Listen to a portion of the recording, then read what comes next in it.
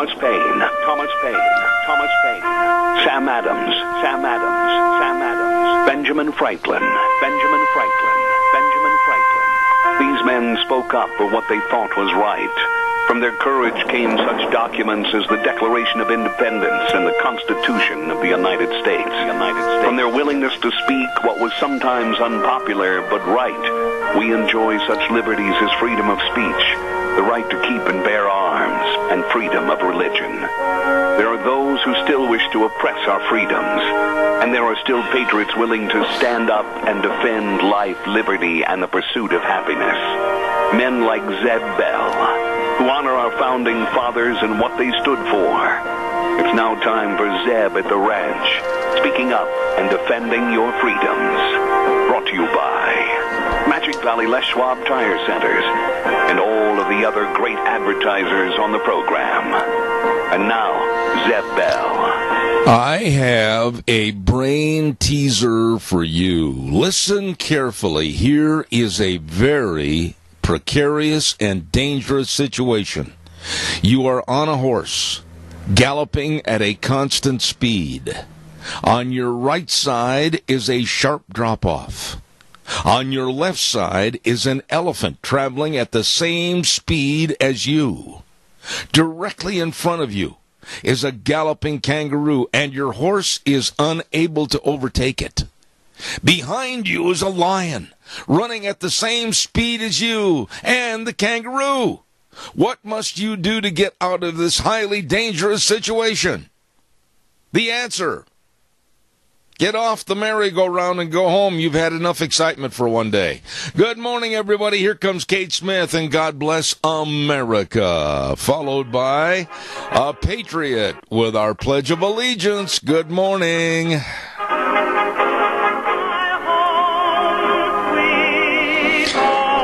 And a good morning to you. Good morning to you. Zeb at the Ranch. I'm Zeb Bell, and with our major sponsor, your Magic Valley Les Schwab Tire Centers, all 7 locations. Huge big fall tire sale going on right now. And along with some of our great advertisers like Western Waste Services, always at your disposal. Call, get on the route service, 734-6969. Right now, let's have our Pledge of Allegiance. Good morning. Well, good morning, sir. Go after it, my friend. Will do. I pledge allegiance to the flag of the United States of America and to the republic for which it stands, one nation, under God, indivisible, with liberty and justice for all. Thank you. And right now, let's go to the weather forecast brought to you by K&R Rental at 256 South, 600 west of Heyburn. Hello, Roger and the crew. Good morning, morning, morning. Number to call over there, 678-3122. They open the doors at 7 o'clock in the morning, and they've got all the tools and equipment you need to get everything done. Yeah, I mean, they'll deliver right to the site, and then they'll come pick them up, too. Hey, and also, they're a Honda engine dealer for all the parts you might need for your wheel lines at K&R Rental, 256 South, 600 west of Heyburn. Here now, our weather. Looks like we've got some rain and thunderstorms ahead of us in the forecast as we make our way through the work week. But here's what we're looking at for today. Here's your weather for Zeb at the Ranch. Sunny skies and a high near 88 for today. Going to be slightly breezy, right around 6 miles an hour. Tonight, more clouds are going to be rolling in, bringing along with it maybe some rain showers and thunderstorms, mostly before midnight. Looking at a low right near 59. For tomorrow, that's going to carry over. 30% chance of rain showers and thunderstorms in the forecast. Mostly before noon. Going to be partly sunny as we get on into the afternoon tomorrow with a high of 82. And then for Thursday, looks like 50% chance of rain showers and thunderstorms in the forecast, cooling off to 71. That's your weather for Zeb at the Ranch. And thank you very much. Weather brought to you by K&R Rental at 256 South, 600 west of Heyburn. Number to call, 678-3122. They've got everything from forklifts over to lawnmowers. I'll tell you what, they can help you at K&R Rental. Good people. By the way, don't forget our friends at the Burley Livestock Sale Yard. Big sale coming up on Thursday this week at 11 o'clock. Burley Livestock Sale Yard, 1100 Occidental Avenue in Burley, 6789411. The number to call for cattle consignments and sale information at the sale that works for you. Merv May, Cade Rogge, Lance Udy. Give them a call. Stop in 11 o'clock sale day on Thursdays. Burley Livestock Sale Yard. We have got really some outstanding guests this morning. We've got John Zamirik coming on at 9 o'clock, and he's going to be talking about how all of a sudden Dianne Feinstein and others on the left, naturally, are coming out and saying that if you're a person of faith, if you're a Christian, they don't belong in a judgeship. They should be taken from the bench. What? We're going to be listening to that. And then Lowell Ponte, a nationally known author and critic of the news, is going to be talking about North Korean nukes with a K, pardon me. And then, of course, 10:06, Dr. History will be here in the studio.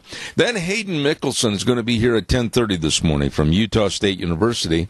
And we're really enhancing the boot and tack gatherings to go down to Texas. And I hope you'll help me out. So that's all coming up this morning. Don't forget Daryl's Cleaners. They're located at 1223 Albion Avenue in Burley. And a lot of people don't know that.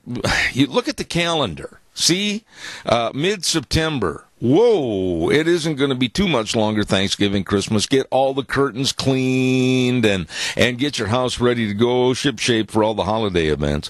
Well, let me tell you something. They can take care of everything. They can get them cleaned. And your winter coats, I mean, you don't want to put on a dirty old winter coat. Make sure it's clean and ready to go. Daryl's Cleaners, 1223 Albion Avenue in Burley. Ready and serving you and your family. Want to also acknowledge and thank, of course, our dear friends. We are going to be over at Ramsey Heating and Electric on Thursday. Now, George Mass and his absolutely wonderful food trailer. I've never seen, this man is amazing how he can build things. He's going to have that food trailer over there in front of Ramsey's at 7 o'clock in the morning on Thursday, and he's going to be serving delicious biscuits and gravy. And the net proceeds are going to go help our Christmas Corral, Zeb at the Ranch Christmas Corral. And we've been just absolutely loving helping needy families every year at Christmas time. So help us out on that, would you please? And we're going to be at Ramsey Heating and Electric, 2600 Overland Avenue in Burley for the Hats Off to Farmers and Patriots Week. So please, please, please come by and join us. And that's Thursday at Ramsey Heating and Electric in Burley. Open 7:30 to 5 Monday through Friday, where they provide warm winters and cool summers. Really good folks. All right, give me a call, 436-2244, 1-866-927-4587. I have made a promise on this program, and I think I've lived up to it fairly well, that I'm going to be straight up, honest, and blunt about subjects that are in the news. One of my guests from 2 weeks ago, and you may remember this gentleman because he wrote a book called No-Go Zones. And the author is Raheem Kassam. And the subtitle of the book, How Sharia Law is Coming to a Neighborhood Near You. This book is, I don't often talk about books away from the author and a segment on my program, but I urge you to read this. This is an eye-opener, and one that last night was featured on Fox News, and they had Raheem Kassam on the air. And some of the statements he made last night, absolutely, I think, are going to wake up a lot of people, I hope, whether they are conservatives or liberals. I don't have as much hope for the liberals of waking up. He said it is past time, way past time, to get real about Islam here in this country, the United States, and its hateful ideology. Let me repeat that. He said it's past time to get real about Islam in the United States and its hateful ideology. And he said we, the American public and American government, are not doing nearly enough at all to stop them and their insidious, evil ways of coming here with a possible jihad. Now, he was also on with Utah Senator Mike Lee, and both agreed that there has to be some changes.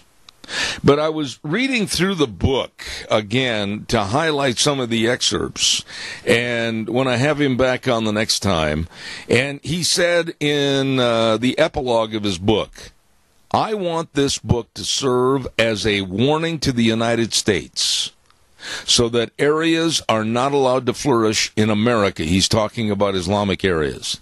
To ensure that never happens, there are many things we must do. And he said, it is naive to ignore the impact Islam has had on the areas where it is allowed to supplant native cultures. Think about that. It's happening right here in the Magic Valley. Calls are welcome, 436-2244, 1-866-927-4587. I will not weaken. And I laugh because I certainly will not listen to the likes of the Twin Falls City Council and CSI and, of course, the Times News. Don't forget Denny's Restaurant, 611 North Overland in Burley, and they have everything for round-the-clock great eating. Breakfast, lunch, dinner, anytime, all the time. And don't forget online ordering. All you have to do is go to Dennys.com, hit the demand button, place your order, and 20 minutes drive up. Oh, boy, you're going to love it. The food is great. And I urge you to stop in. It is the home of Zeb's Lunch Bunch, Denny's Restaurant, America's Diner.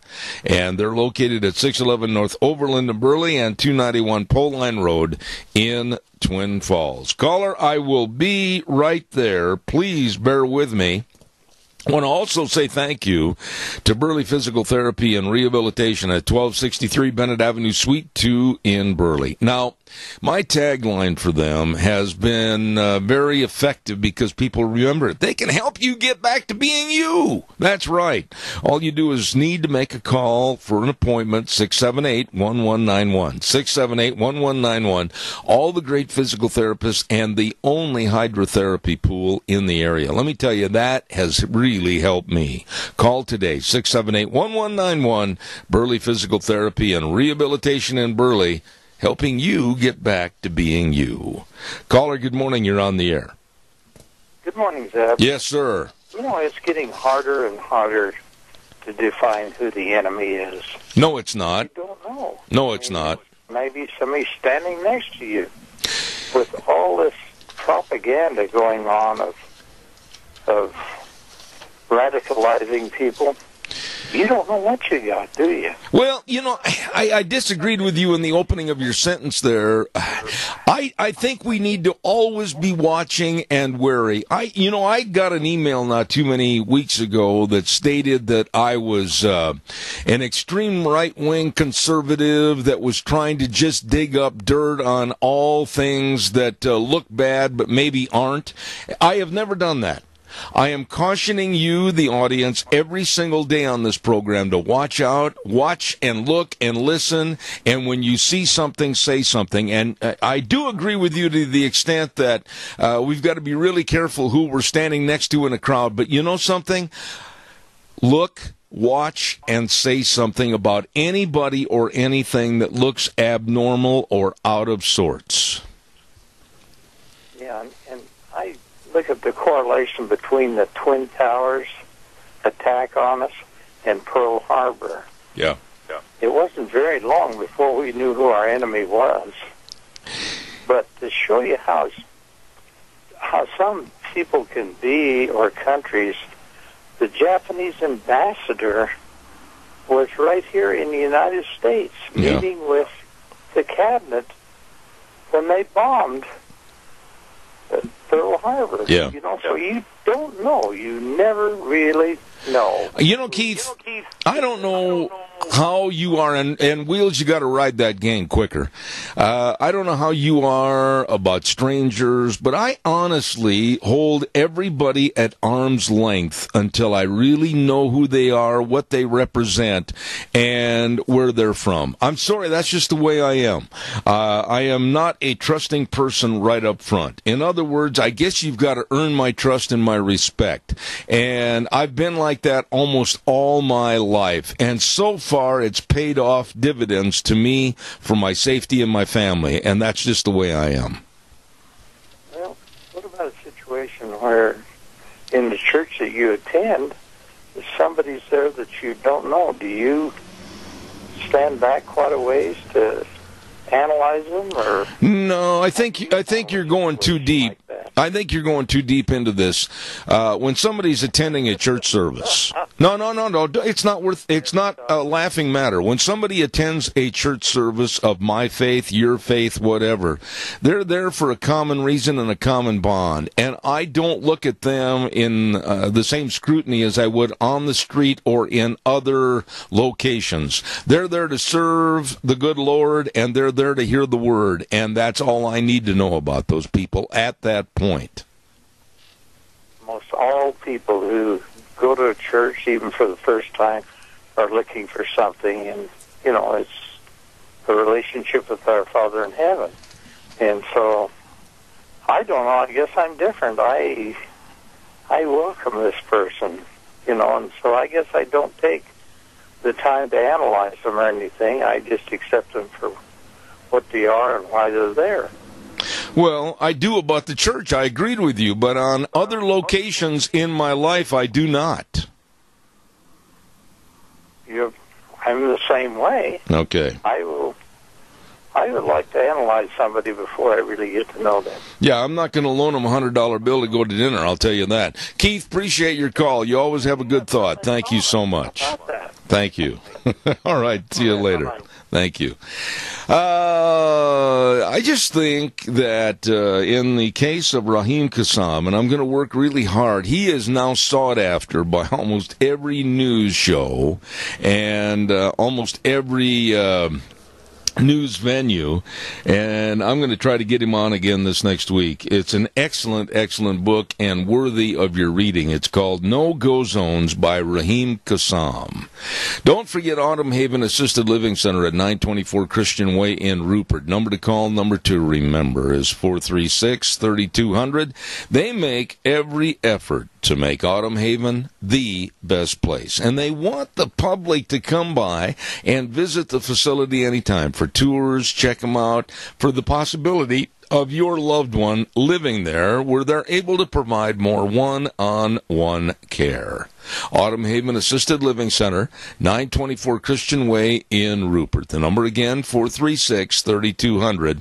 They're small compared to some, but with a bigger heart than most. Hey, by the way, too, we've got some good friends on the program from Lennox, and we really appreciate them. Everyone deserves to feel good inside, and Ramsey Heating and Electric makes you feel good inside with your home and the indoor comfort from Lennox. That's right. Get up possibly a $1,600 rebate on a new Lennox home comfort system. All you need to do is call Ramsey Heating and Electric at 678-0459, saving you money and making you comfy. Lennox and Ramsey Heating and Electric. Calls welcome, 436-2244, 1-866-927-4587. This next story is extremely hard for me to believe, but I heard it, I watched it, and I know it's true. The liberal left, the Democrats, not all of them, but many of them, are coming out now and saying regarding the looters in Florida and Houston after the tremendously devastating hurricanes. They are coming out and saying things like, oh, those poor looters, they're just getting what others have. And they're calling the critics of the looters, those of us like myself, that have said these are bad dudes, and quite frankly, I've said it on the air, I'll say it again. People, vermin, that would go in looting in a situation to where there's devastating floods or hurricanes or tornadoes or whatever and steal stuff are absolutely, they should be shot on sight. I'll repeat it again in case you didn't hear that. They should be shot on sight. But the liberals and the Democrats are coming out and saying, oh, it's society's fault that they loot. Why, they just want what others have. Now, they're calling the rest of us racist. Honest to goodness, I am not kidding you. Deanne helped me get a report this morning that came off the presses, and an author by the name of Sarah Jaffe came right out and said the carceral state is inseparable from white supremacy. That's kind of a really neat way to say that those of us that look at looters and call them deadbeats and worthless to society, oh, we're racist. I could not believe this when I read this morning and saw this on television. But here was the interesting point. And Deanne, my lovely bride of, I got to get this right, 46 years. I was in trouble there for a minute. She pointed it out. The looters all drove up to, in this one instance, the back of a shoe store in brand new cars. Brand new cars. And they jumped out and they ran in the door and they were carrying out boxes and boxes and boxes of all the high-priced tennis shoes and all the shoes and everything. And again, this is newsworthy. Everyone in this situation were black. Let it sink in. Don't call me a racist. Don't go there. That just shows your ignorance. The facts are the looters drove up in new cars. The looters went in and totally took out all the goods of this store. And the looters, in this particular instance and circumstance, were all black. And I'll go back to my statement. Law officers should, and I think every one of those in this case were arrested. I think there was like 20 different people. They were all arrested. I certainly hope they do not just get their fingers slapped with a ruler. I hope it's a lot more severe than that. But now the liberal left comes out and calls me and others racist. Oh, those poor looters. Well, they have nothing. They got a newer car than I've got, I'll tell you that for doggone sure. Calls are welcome. 436-2244. 1-866-927-4587. Scott Gano Landscaping and Sprinkler Service. Let's not forget old Scotty. And the number to call, 431-8733. You give him a jingle. This is, right now, the best time to be talking about a new sprinkler system for next year, or maybe kind of revamping your old one. Ours did a phenomenal job. And it's also the time to get those trees ready for winter. You don't want to have a windy day with the snow a-blowing and the wind a-howling, and it sickles a great big old tree limb right through your front bay window. Get them all trimmed up and ready to go. Dangerous trees can be a problem. So check it out today at Gano Landscaping and Sprinkler Service in Paul. Number to call, 431-8733. Caller, I am going to be right with you, so stay tuned. I've got to get some things in here quick, and then in just a few minutes, I've got to do a cookie giveaway for Sophie's. Want to remind you about Scott Jackson Trucking over in Jerome, 311 Rose Street in Jerome. You know what? This is is one of the most professional trucking businesses in the United States. And right here in Magic Valley, fully licensed and insured to haul in the Pacific Northwest and Canada, and they're looking for drivers. What a job, and it really, really pays competitive wages and benefits and no layoffs in the so-called slow seasons. You have the opportunity to join the Scott Jackson Trucking family. Give them a call today at 324-3004. That number again, 324-3004. Scott Jackson Trucking Company in Jerome. You get a hold of them today. Caller, you're on the air. Good morning. Go ahead. Good morning, sir. Yeah, I heard somebody comment, well, they were needy and they were only taking what they needed. Well, looked to me like they had more than they needed. Their new shoes that they had on, plus their new cars. There is no excuse for during the time of a crisis. I don't care if it's a tornado or hurricane, whatever. No excuse. Nobody's going to make me believe that you have the right to go in and loot, steal, pillage, and prosper. Nope, you don't. And I personally feel that all those that are caught, if they are on government assistance, they lose it and their families lose it. Bingo. Bingo, bingo, bingo. I-24, bingo. There you go. I absolutely agree with you, and I will say this, and I'll say it again.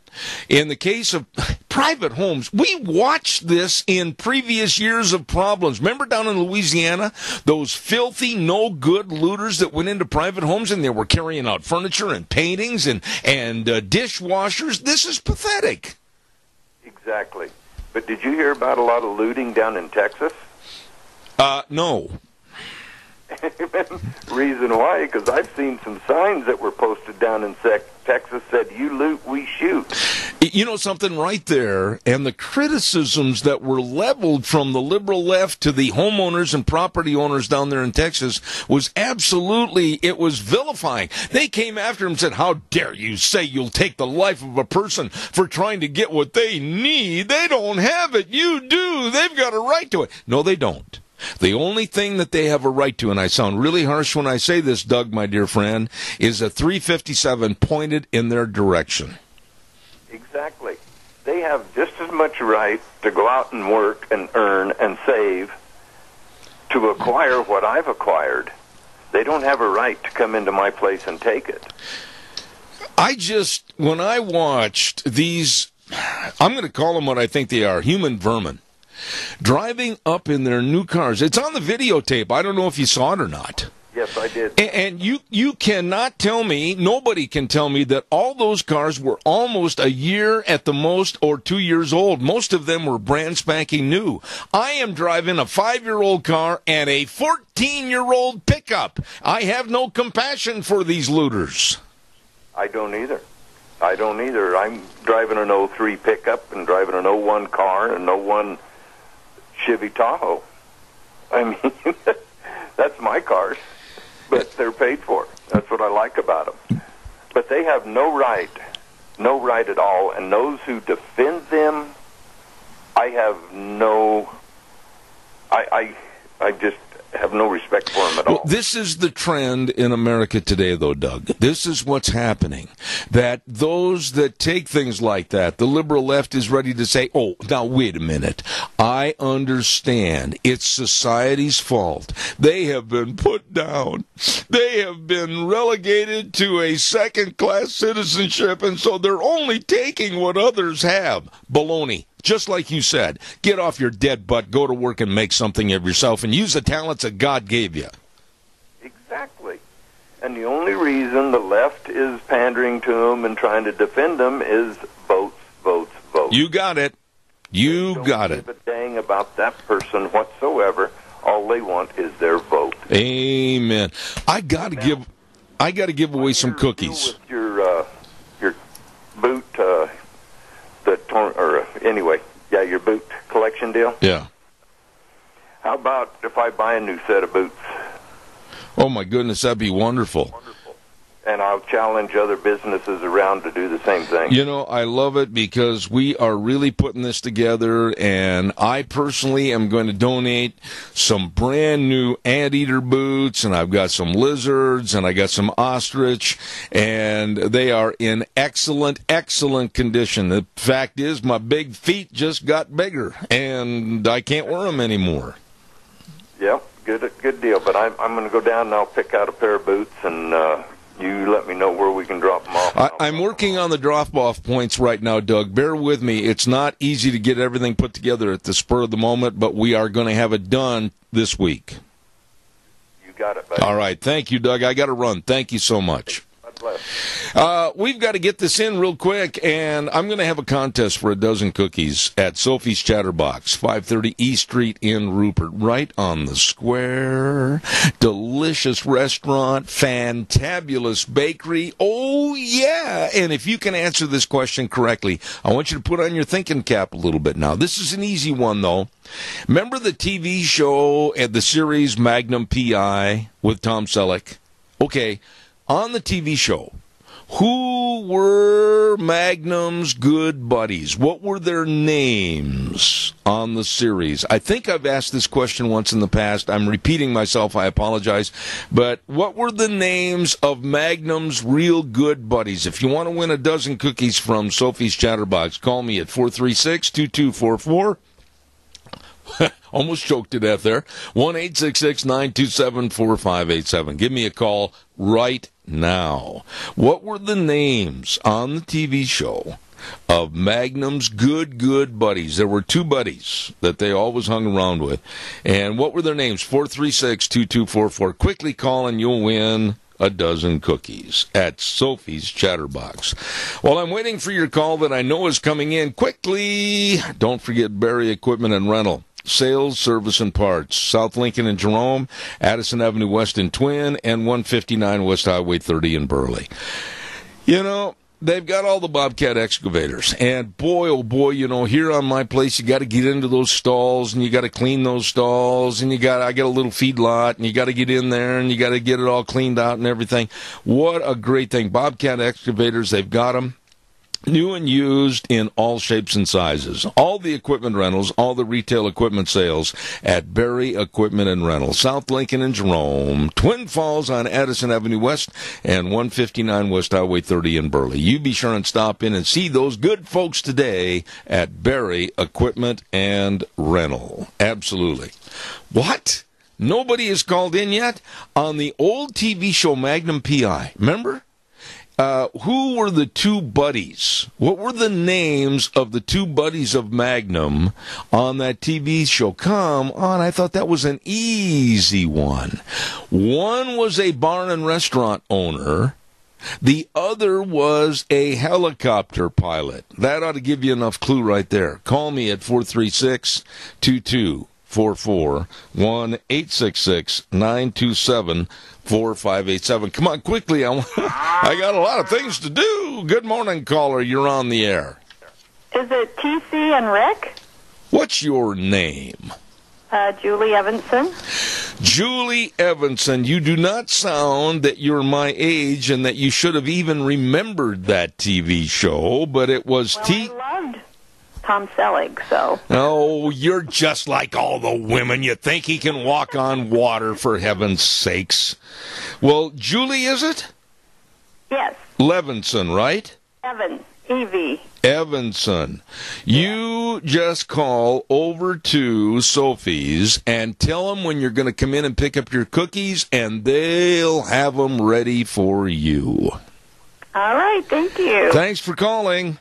Uh-huh. All right. It was Rick and TC, just like she said. Good job. I appreciate that. Also, want to quickly remind you again about our friends with Ramsey Heating and Electric and Lennox. And, of course, don't forget, whether it's a gas furnace, air conditioner, or a heat pump, you and your family will enjoy the comfort with Lennox.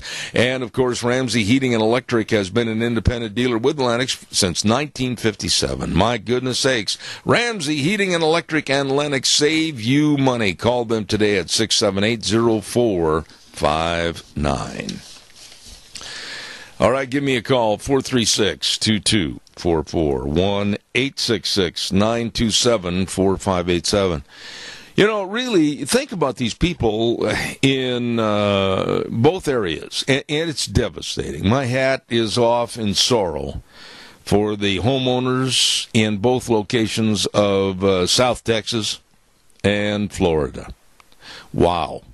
And the water damage, really the creating source of danger in Houston, and the wind damage, the basic creating source of devastation in Florida. And both areas are just, it chokes me up to see all these people going home to not having a home. And there's over 6 million people without power, and their goods of their homes, many of which have been spread over miles with the hurricane-force winds. And in the Houston, Texas area, the water, the filthy, filthy water, and all that is in the water, just destroying everything they have. And then you think about these guys that get in a new car and they say, let's go steal a whole bunch of shoes. And they break open the back door of a store, filthy vermin that they are, and loot the place. I have no compassion for those people whatsoever. Do you? Call me at 436-2244, 1-866-927-4587. Again, Thursday, day after tomorrow, we're going to be over at Ramsey Heating and Electric at 2600 Overland Avenue in Burley, 7 o'clock. Breakfast will be served by George Mass and Donna Mass, biscuits and gravy, and the net proceeds are going to go to, of course, the Zeb Bell Christmas Corral to help needy families. We thank you for all your support in years past, and let's make it a jam-up good year this year to help people at Christmas time. And then we're going to have our remote broadcast there at Ramsey's for the entirety of Thursday morning. And, excuse me, we're going to have many veterans. George is lining up all the people that are going to come on the air. It's hats off to farmers and our Patriots Week celebration commemoration at Ramsey Heating and Electric on Thursday. Don't miss it. Okay, calls are welcome, and we do thank you. So give me a call, 436-2244, 1-866-927-4587. Did you hear about this conservative young man? His name is Ben Shapiro. Now, Ben has been on my program. I have talked to him off the air also many, many times. And he is a very strong conservative. And he is scheduled to speak at Berkeley in a matter of days. But the university, this is really something. The university has come out and said that because he, Shapiro, is a conservative, and they don't know how to handle conservative remarks, they have been asked by the students to furnish them, the students, free counseling because they can't handle conservative talk. Can you believe this? The university said that Shapiro, with his conservative viewpoints, is probably going to bring trouble and cause a lot of mental duress and stress. So they are offering to the students, the liberal students at Berkeley, that they're going to provide free counseling if they get upset about what's in his speech at Berkeley. They're not snowflakes. They melted a long time ago. These are worthless punks that absolutely, they don't know what a callus on their hand is, unless it's from holding a tin cup and asking people to contribute. Can you imagine 25, 30, 40 years ago? Holy smokes. It was even longer than when I was in school, longer ago. If I would have acted like this, two things would have happened. My buddies probably would have kicked me. Well, we won't go there. But tough up. I mean, there wasn't that kind of a mamby-pamby little lamb attitude on the campuses. They can't handle somebody's speech. They can't handle conservative thought.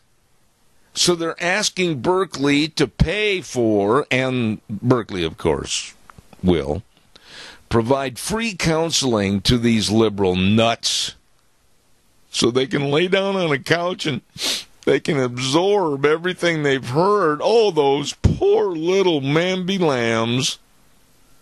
Isn't it disgusting?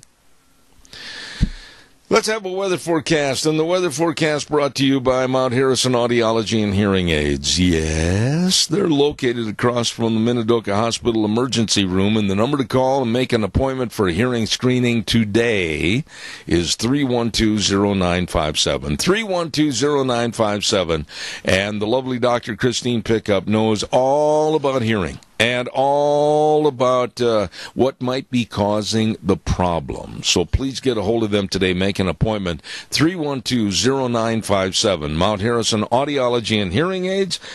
Right now, here's the weather. Looks like we've got some rain and thunderstorms ahead of us in the forecast as we make our way through the work week. But here's what we're looking at for today. Here's your weather for Zeb at the Ranch. Sunny skies and a high near 88 for today. Going to be slightly breezy, right around 6 miles an hour. Tonight, more clouds are going to be rolling in, bringing along with it maybe some rain showers and thunderstorms, mostly before midnight. Looking at a low right near 59 for tomorrow. That's going to carry over. 30% chance of rain showers and thunderstorms in the forecast. Mostly before noon. Going to be partly sunny as we get on into the afternoon tomorrow with a high of 82. And then for Thursday, looks like 50% chance of rain showers and thunderstorms in the forecast, cooling off to 71. That's your weather for Zeb at the Ranch. Thank you, Gina. Good job. Great job. Thank you very much. And the weather brought to you by the only locally owned and independent hearing healthcare practice in southern Idaho, Mount Harrison Audiology and Hearing Aids, right across from the Minidoka Hospital emergency room. Make an appointment today, 312-0957. Calls are welcome and appreciated. 436-2244, 1-866-927-4587. Hey, by the way, last night there were 2 NFL games on. Now, I'm not talking about football right now. I want to talk about something else connected to it.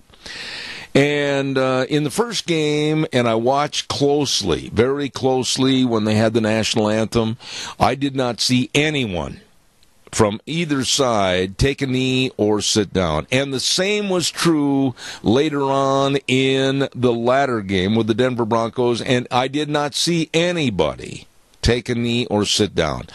Maybe this sickening trend among a few of the so-called depressed and suppressed athletes that are multimillionaires is going to end. But I really thought it was great what Hall of Fame player and former Super Bowl coach Mike Ditka said. And I know Mike. I met him years ago, and we're not bosom buddies, but I'll tell you what, he's a straight shooter. And Mike Ditka came out and said, hey, these stupid athletes sitting during the national anthem, get over your attitude. Get over your attitude and stand up. Simply put, I agree with him 100%. You know, think back, for those of us that are a little bit gray in the hair and getting longer in the tooth, me, think back to football when it was a real man's game instead of the way they've wussified it with some of their stupid rules right now. And think back to the era of Vince Lombardi. Think back to the games with George Halas of the Chicago Bears on one side of the field and Vince Lombardi on the other. Oh, boy! Not a game for wussies. That's where the meaning came out of that division, the Black and Blue League. But think back to those coaches, Halas and Lombardi and Ditka and many others. There wouldn't have been a player on their teams that would have brought attention to themselves selfishly in that era. No, I can see where Mike Dickett would have went over and drop-kicked that player right out to the 50-yard line and then told him, hey, you know where the locker room is. Go use it. Change into your street clothes. You're out of here. It wouldn't have happened. It would not have happened. Lombardi, my goodness, one of the toughest men ever in the NFL. Not big in stature, but, oh, he had everybody fearful of him. Nobody would have acted in that unrespectful manner against our country and the flag of the United States. Would not have happened. Calls welcome, 436-2244, 1-866-927-4587. I mentioned that last week was kind of a bad week for Deanna and I on our checkbook. We had all kinds of things go wrong. Irrigation pump going out, and the septic system went poop, and that was it. We called Harris Plumbing. And I'm telling you, that is the smartest thing we did, because Nathan and his staff are absolutely the best at all your plumbing needs, all your service needs.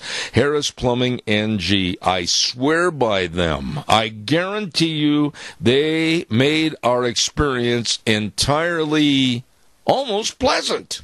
I mean, these guys are good. They get the job done, and they've got a dedication to perfection. I mean that. Call them today at 431-8633. That number again, 431-8633. Harris Plumbing NG, absolutely the best. All right, calls are welcome, 436-2244, 1-866-927-4587. What happened to all my calls this morning? Come on, gang. I really liked what General Mattis said yesterday in his 911 speech. And he said this right off the cuff. I don't know if he had any notes, or he certainly didn't have anything to read off of. But he said, you know what? We Americans are not cotton candy. We can and will be tough when we have to be again. I like this guy. I can understand where he got the terminology Mad Dog Mattis. I was sitting there and I'm going, yeah, you tell him, General, come on, yeah, come out of the corner and come swinging. I mean, he's a Marine that absolutely understands. And then it was really interesting later on. And I heard this guy again this morning. His name is Johnny Joe Jones. And this young man lost both of his legs in Afghanistan. And he was talking about General Mattis. He was talking about being a Marine. And he was saying, lead on, General Mattis. And then the conversation switched to the lowly little worm from Illinois, Luis Gutierrez. Oh, yeah, he's the guy that told General Kelly, that he was a disgrace to the uniform. Woo, baby. You had to hold him down. Johnny Joe Jones told it like it was. And Mr. Gutierrez would be really smart if he would take the time to apologize for his asinine remarks in regards to General Kelly. The Marines are watching you, Luis. You better back up and apologize. Don't forget our major sponsor, your Magic Valley Les Schwab Tire Centers, all 7 locations serving you during a big fall tire sale. It's hard to imagine we're talking fall tire sale. It's hard to imagine that we're going to be soon talking about right around the corner wintertime. Well, you better check out the tires right now for your cars, your pickups, your SUVs. Caller, I'll be right there. Because at the Magic Valley Les Schwab Tire Centers, they always do the right thing because it matters. Absolutely. The best in tires, the best in brake service, front end alignment, shocks and struts, batteries. But every location offers you the best in service. Lane and Rupert, Dave on Blue Lakes and Twin, Mike and Buell, Mike and Jerome, the Twist family in Paul, Daniel on Poline in Twin Falls, and Randy on Overland in Burley. The best. Your Magic Valley, Les Schwab Tire Centers. Caller, I've got a minute and a half. Go, you're on.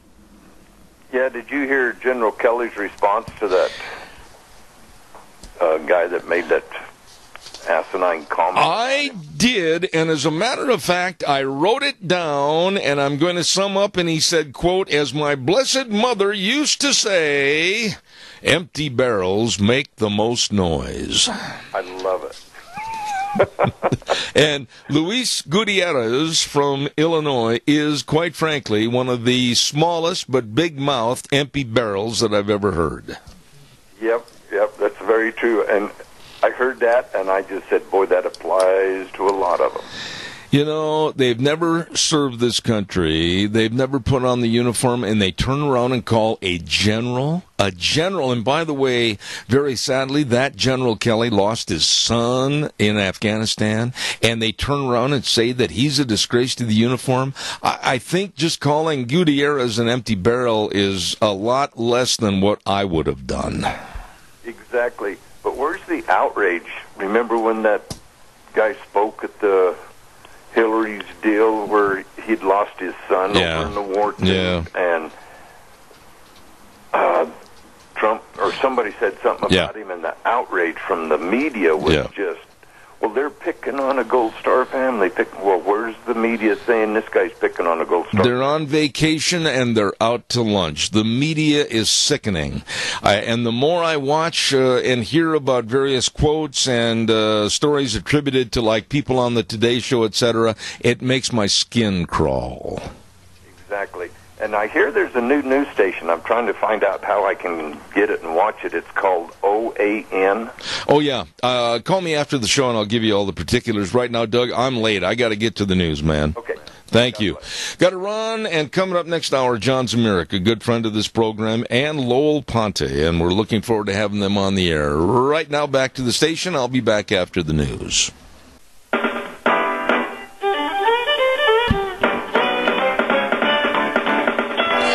Good morning, good morning, good morning. Zeb at the Ranch, I'm Zeb Bell, and with, of course, our major sponsor, your Magic Valley Les Schwab Tire Centers, all 7 locations serving you. Great big fall tire sale going on right now. Excuse me, and along with some of our great advertisers, like Western Waste Services. From the canyons of the Snake River and all across southern Idaho, we're always at your disposal. Western Waste Services, we care about our community, our resources, and this great land. Western Waste Services is lending a hand, always at your disposal. Western Waste Services. Don't forget, along with all the garbage collection and everything else, they have the porta potties, and there's a lot of farmers right now that need those porta potties in the fields or at the end of the fields for all the harvest going on. Hey, don't forget to give them a call, 734-6969 for your porta potties, 734-6969. Always at your disposal, Western Waste Services. You get a hold of them today. By the way, too, we're going to be at Ramsey Heating and Electric on Thursday, starting at 7 o'clock in the morning with that great big breakfast, biscuits and gravy, provided by George and Donna Mass, and the proceeds of that breakfast are going to go to the Zeb Christmas Fund, our Christmas Corral, where we help needy families. Don't forget, be there at 7 o'clock at Ramsey's. Then we're going to be there for a live broadcast for 3 hours, celebrating Hats Off to Farmers and Patriots Week. All of this at Ramsey Heating and Electric on Thursday, 2600 Overland Avenue in Burley. By the way, to our friends at Hanson Mortuary, Joel Heward and his family and his staff, they absolutely have the flexible hours to be where you are, and when you need them, they can help and they will help. And they can travel to the rural towns and churches and everything they do. Everything they do in serving you and your family with the highest ethical standards with unquestioned integrity. They really, really care. When there's the passing of a loved one, please remember, call them at 436-5636. Hanson Mortuary, 710 6th Street in Rupert. Wheels, did I hear you? You did, sir. I have some... Well, bad news. Well, hurry up, and what is it, my friend? Thank you.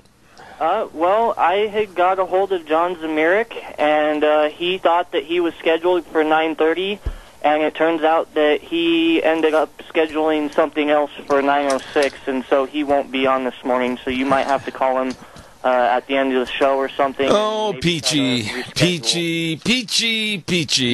Oh, my. All right, well, we'll just go on as if nothing happened. Ha, ha. And calls are welcome, 436-2244, 1-866-927-4587. This is the one for the other time, Deanne, the other day, but his number's on there. And calls are welcome, 436-2244, 1-866-927-4587. I hate it when a plan doesn't come together. And it looks like we're going to have an open half hour. Isn't that great? Well, give me a call, 436-2244, 1-866-927-4587. It'll give me an opportunity to basically tell you about a letter that I received from my dear friend Brigitte Gabriel, who has been on this program many, many times, and I'm working with her awfully busy schedule to get her back on the show, hopefully in the next couple of days. But Brigitte has been an outspoken critic of Islam and jihad, and due to the fact that she's lived in the terror areas as a little girl and was very fortunate to get to the United States, and I respect her to the nth degree. And she sent a letter, and I want to read some excerpts of this letter because it pertains to yesterday, 9/11. Zeb, on September 11th, 2001, we made a promise to those who were taken from us to never forget. To never forget those whose lives were cut short. To never forget the evil we witnessed. To never forget the sorrow, mixed with fear, and anger we felt. To never forget the enemy that did this to us. But as I look around our current political and cultural reality, I can't help but note how many have forgotten that which they vowed they would never forget. In the aftermath of 9/11, flags flew on every corner. Athletes couldn't hold back tears as they stood proudly for the national anthem before game time. Americans from all backgrounds came together under one American identity to support our president. We didn't care about PC, political correctness, because we knew that the survival of our very way of life was at stake. Nowadays, the flag is considered a hate symbol on college campuses. Athletes are framed as heroic for sitting during the pregame anthem. Celebrities and even politicians get away with encouraging the assassination of the president.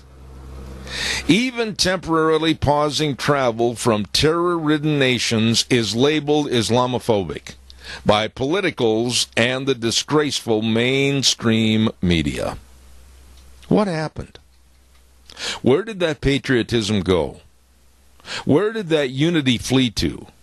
What happened to do whatever is necessary to defend our way of life in the face of pure evil? And she goes on to say, I encourage all parents, and all patriots for that matter, to sit down and actually watch the video of that day, 9/11. Go on YouTube if needed. The footage is all there. Take some time today to reflect on the reality of what really happened. Don't close your eyes, no matter how hard it may be. Actually, watch the planes crash into the towers. Listen to the phone calls of passengers saying goodbye to their loved ones. Watch the towers crumble to the streets and listen to the audio of the first responders climbing up the 80 stairwells to help others. Words from my dear friend, Brigitte Gabriel. Caller, good morning. You're on the air. Yeah, good morning, Zeb. Yeah, it's sad. If you think about it, 16 years ago, a lot of the young people were too young to understand and maybe didn't even see anything about the Twin Towers being run, bombed, I should say. But anyway. Crashed into. So we have a generation out there that really doesn't have an appreciation for what happened there. But listening to the news media, it's just like, okay, so we had enemy bringing down these Twin Towers. Well, who is that enemy? We never hear that. And it's basically fundamental Islamic jihadists. And these were from Saudi Arabia, no less. And yet it's just incredible that we still allow the notion that Islam is just a religion like Catholicism or Lutheranism or whatever. Yet they have a goal of conquest of the world, either by jihad, the terrorist jihad, and we've had several more terrorist acts since 9/11, and not that long ago. Zeb. And so we need to realize that this is a theocracy to conquer the world, and if we don't capitulate to conforming to the Sharia law that they want to inject, which of course is just totally unbelievable, the tenets of that. And, women have no rights, you know all of that, and most of the people out there. But we need to identify who the enemy is. And the enemy is fundamental, not just radical jihad. If you read the Quran, it tells 106 verses, if we don't convert to Islam, that they're commanded to kill us. Okay, now let me jump in. Wait a minute. Whoa, Adrian. Adrian, wait a minute. Adrian, wait a minute, please. Let me jump in a little bit. Number one, everything you're saying is correct. And number two, I'll revert back to what was said yesterday on the television with an interview with Raheem Kassam, a young man that is a former Muslim that absolutely was raised with all of these teachings, etc., about hate and their ideology. He wrote the book called No-Go Zones. I had him on my program a couple of weeks ago, and one of the things that he has stressed in the book and also at various interviews where he has been asked about the refugees coming into this country, he said emphatically, and I'm using my words in a paraphrase of his, we do not know who these people are. They are coming from countries that there is no way to trace back their family ancestry, their tree, whatever they have come from, their work, etc. Everything is gone. We're just taking their word for it, and many of which are coming here with only one purpose, and that's to create cells in this country for future involvement with jihad. Now that ought to wake up a lot of people. Well, yeah, it should, but, with the media just totally, and that goes for our local media. They have supported this refugee thing. They would like to have jillions of them come in here the way they feel about it. And CSI, they're like, I've testified twice before the CSI Board of Trustees. I might as well been talking to a brick wall. There's too much money involved with these different religious groups or college campuses. But here we are. I just had a really good talk with a friend last night that's struggling to exist on a little bit of Social Security and can't afford medical insurance at an age when, really things start falling apart. And so here we go. We get these refugees in here, Zeb, and they bring, they get housing, they get a car, they basically put them on welfare. Yeah. And that is wrong, because we're not taking care of American citizens first. I was appalled. That's what's really wrong with this whole setup. Now, wait a minute. Let me jump in here. Adrian, you can't ramble on me, buddy. All their lives, born and raised. Wheels, I got to jump in here. Bringing in these refugees, and like I say, there's no way to vet them properly, and they have an objective down the road. As soon as they get large enough numbers, they set up their enclaves, I guess they call it, and implement or force Sharia law, and that's already happening in the country. Okay. Our local paper here is definitely, that's just not politically correct. Okay, now let me jump in. Adrian, you got to let me have a little time to converse with you. You can't just keep rambling.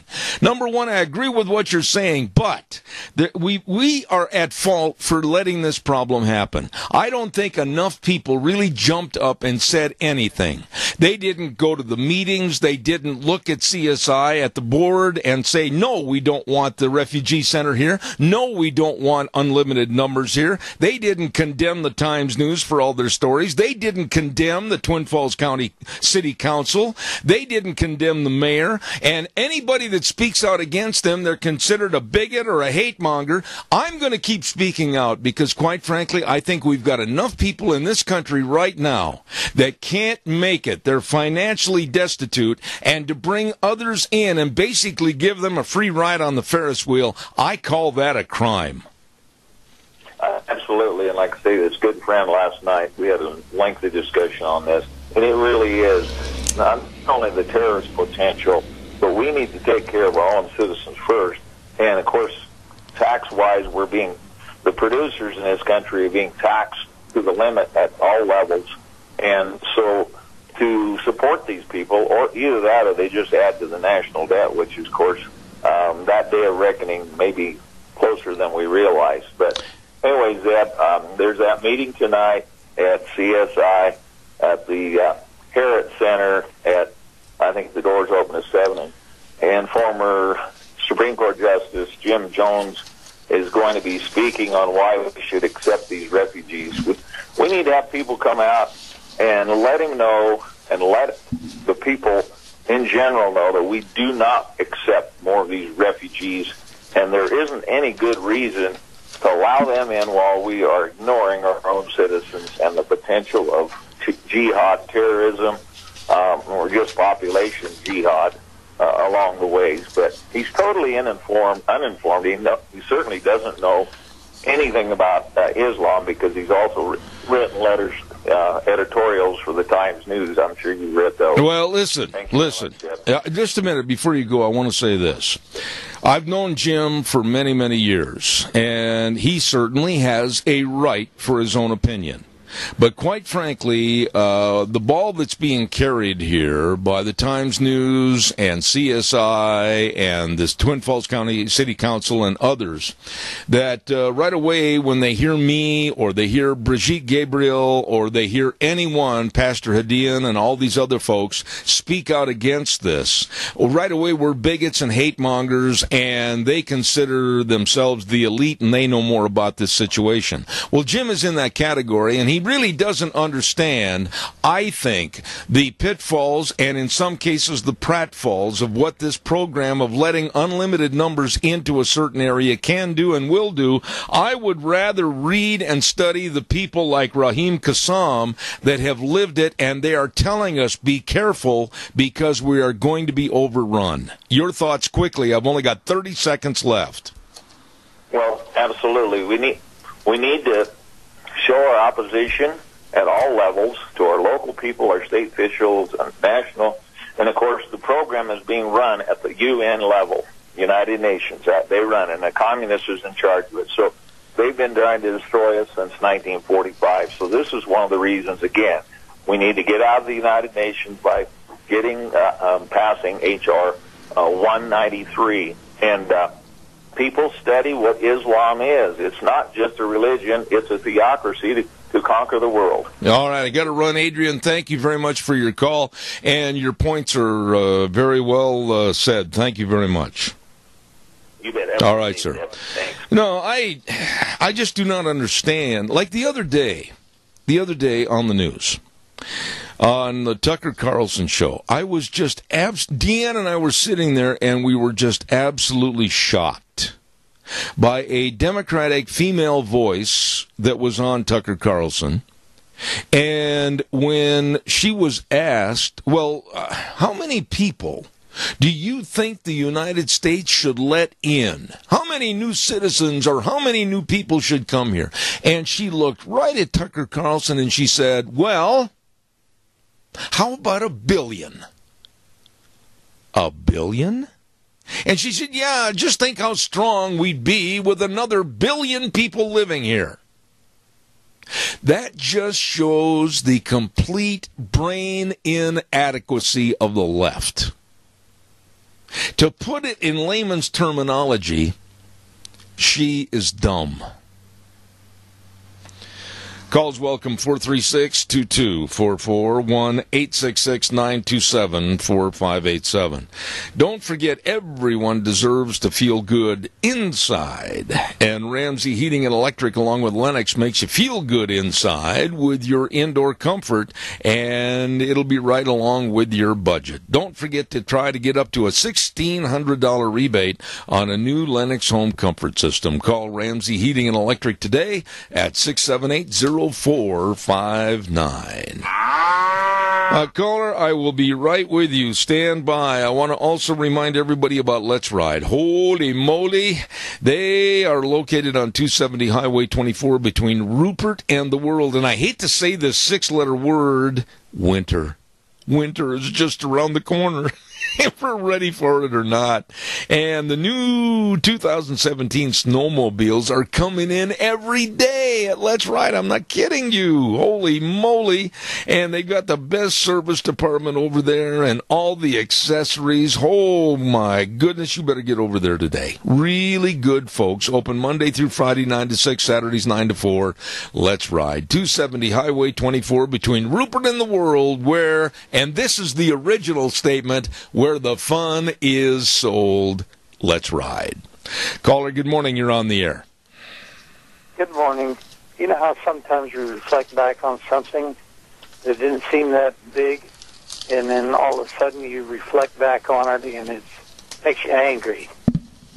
The other day, Nancy and I were in Winco there in Twin Falls, and after we had checked out, she went to the restroom, and I was sitting there with my cart, with my groceries. All right, Keith, you're going to have to step it up a little bit. At the service counter, and I see this cart still clear to the top with stuff.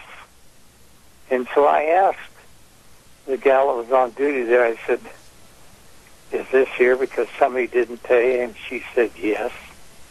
And I thought to myself, that's mean. And then after I get to thinking about it, I'm thinking about, then people knew they didn't have the money when they came in there. Yeah. Now they have created an extra work for a place that's all it's doing is trying to serve you. Yep. And it really, really made me angry. You know, I've seen this happen myself, and I honestly think some people do that with the full intent and purpose when they walk into a store of any type, be it a grocery store, be it a whatever commodity store. I've seen it happen myself, and it almost seems like it is a joke for them to do this and then walk away. Keith, I've got to get a couple of commercials in here real quick, and then I've got my next guest waiting. But I'll tell you what, you bring up an excellent point again this morning. Thank you very much. Thank you. You bet, sir. God bless. Good friend right there. Hey, I've got to also quickly tell you about our other good friends that we have on this program, and that's Cameron and Siemens Insurance, Highway 24, over in Rupert. Now, they're right on that curve going into Rupert, and they really are the professionals when it comes to life insurance, health insurance, retirement planning, employee benefits. For you, your family, and your business. These folks are really dedicated and responsive to your needs. Don't waste time. Call them. Make an appointment. 436-4424. Cameron and Siemens Insurance, Highway 24 in Rupert. They are the professionals. By the by, too, I want to remind you again about Autumn Haven. Really nice folks over there that encourage you, your family. Stop over and check them out, and I'm certain you'll find that they really can help your loved ones that maybe need a little extra help daily. That's right. Autumn Haven Assisted Living Center at 924 Christian Way in Rupert. They are locally owned and operated assisted living facility, and they really provide more, like I said, one-on-one care. Please get a hold of them today, 436-3200. That number again, 436-3200. They make every effort to make Autumn Haven the best place for your loved one. Remember, they're small compared to some, but with a bigger heart than most. Autumn Haven Assisted Living Center in Rupert. Wow, what a busy morning. I was trying to remember in my 69-year-old mind if I'd had this gentleman on the program before, and I kept coming up with the same answer. I don't think so, but I'm absolutely looking forward to his conversation this morning. We say good morning to Lowell Ponte. Good morning, sir. How are you?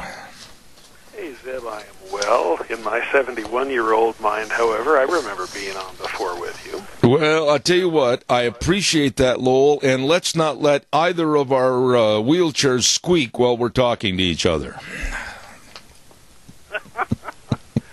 What would they say? 70 is the new 40. There you go. Lowell, I really respect what you do. I respect what you say. And by the way, I know that you're the author of the book called The Cooling. And if I have time, I really want to get into that for a little bit. But the reason I wanted you to come on this morning was to talk about North Korea. In your opinion, and you study this, you write about this, you talk about this, how bad, honestly, is this situation with North Korea right now as we speak? Well, North Korea for 25 years has made its living by saber-rattling, by threatening the United States directly or indirectly, and then making deals, making promises and agreements with us that it then reneges on.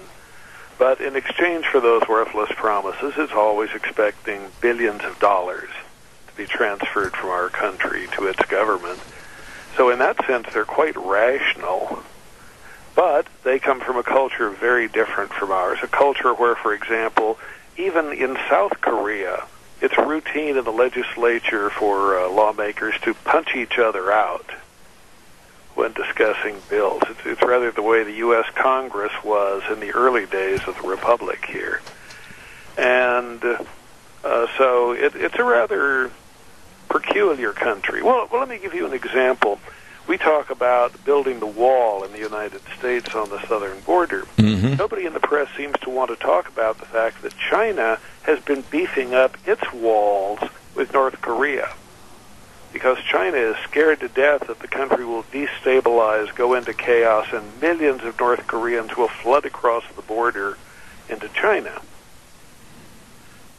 So that's one of their many fears in all of this. Mm-hmm. Not to mention the fact that they just like things that annoy us and that destabilize power in the region, because ultimately China sees itself as taking all that power. As soon as the dynastic rule in North Korea. North Korea is interesting because it calls itself a democracy, though it never has any meaningful election. It is in its third generation of a dynasty of communist rulers, rather the way in Cuba. They're on their second generation of dynastic rule, which is rather odd for a communist country and their ideals. So, yeah, they're a strange country. Who knows what they are capable of, and now that they have apparently developed not only an A-bomb, but an H-bomb, their last bomb test was about 10 times the size of Hiroshima as an explosive. They not only could threaten us with ballistic missiles, they also, and this frightens me even more, could threaten us with the use of terrorists as a delivery system. Yeah. So they could drive a Volkswagen van with a nuclear weapon in it into downtown Pocatello or Moscow or other nearby places. I mean, you never know what these people are capable of. And that kind of weapon, would be quite different from a missile in that we wouldn't necessarily even know where it came from. What would be, in your opinion? We get a note one day saying you will pay the following 5 countries, Pakistan and so on, $25 billion each, or more of these bombs will be exploding in American cities to cause chaos in your economy, your culture, to kill potentially millions of Americans. Lowell, what would be the devastation, in your opinion? And I don't want to sound negative. I'm not trying to scare anyone, but I think we need to deal with the reality here. What would be the devastation of a bomb that you're talking about delivered in a Volkswagen bus or whatever to downtown L.A. or Denver, Colorado, or Miami, Florida, etc.? What would be the devastation and the lingering effects?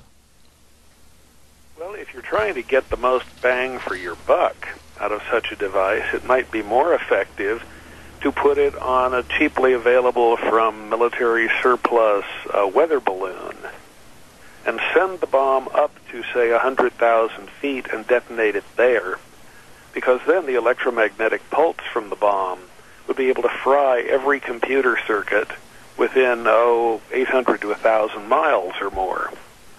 In theory, a missile going off above our atmosphere could generate an electromagnetic pulse that could fry most of the computers across the entire United States. In one of our earlier books, Craig Smith and I laid out the mathematics of where you would set off airborne nuclear devices like that to, for example, fry every computer from Chicago to Washington, D.C. to New York City. You could do that with one device. And so if you want to do real chaos-causing damage, that would probably be the most effective way to do it. By the way, people ask, where would you ever get terrorists who could do such a thing? Well, last March, there was a group of Antifa, black suit-wearing, black mask-wearing terrorists who struck at a Trump rally in Minneapolis, set off smoke bombs and other explosives.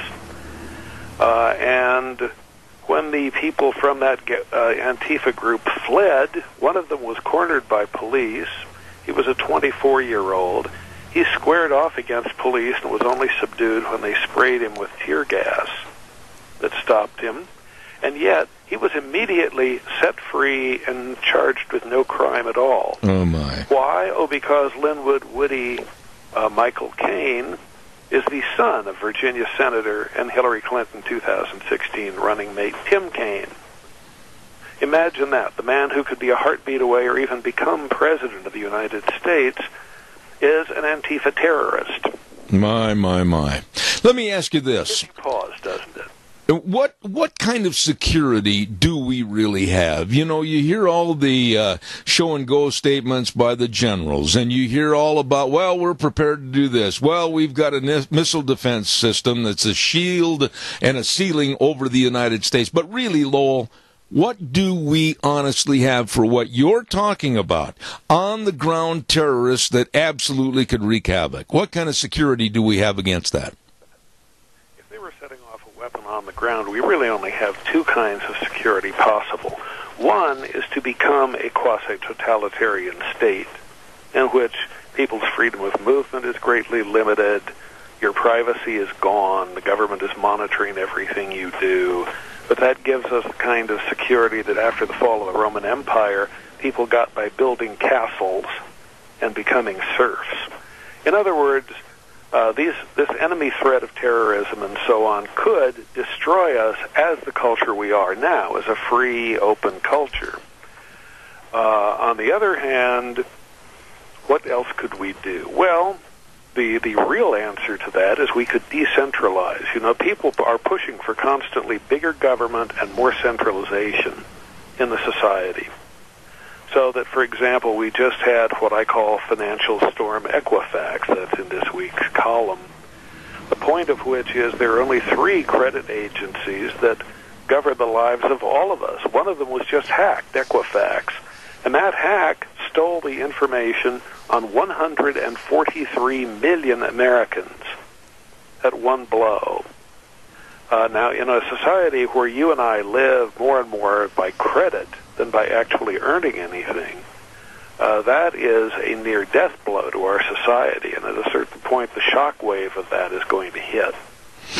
We're going to suddenly discover that our identity has been stolen in an age of identity politics, because the information to do so has already been distributed to terrorist hackers who say if they're not paid huge amounts of money by the 15th of September, they're going to begin selling that information to whoever wants it. And there will be lots of criminals in the world who want it. Yeah. So by depending on computers, by depending on moving more and more into big cities, we make ourselves an easier and easier target for terrorism. Terrorism would have been relatively powerless against our pioneer ancestors because their bank account was not mere blips in a computer that could be fried or could be robbed. Their security was in having gold coins, which, frankly, none of these terrorist tactics can do much with. The average American pioneer had his own well, drew his or her own water, shot or grew their own food. They had their own inherent security in being armed, and so on. So for terrorists to bring those people down, you'd have to take them on one at a time. In our society, if you were, for example, I used to be a think tank futurist. If you were to give me, 25 highly trained terrorists, just in conventional tactics, you don't even worry about getting a big enough weapon. With 25 people, I could shut down the city of Los Angeles easily for you. Mm. And I could do it with weapons so simple that you would be dumbstruck by it.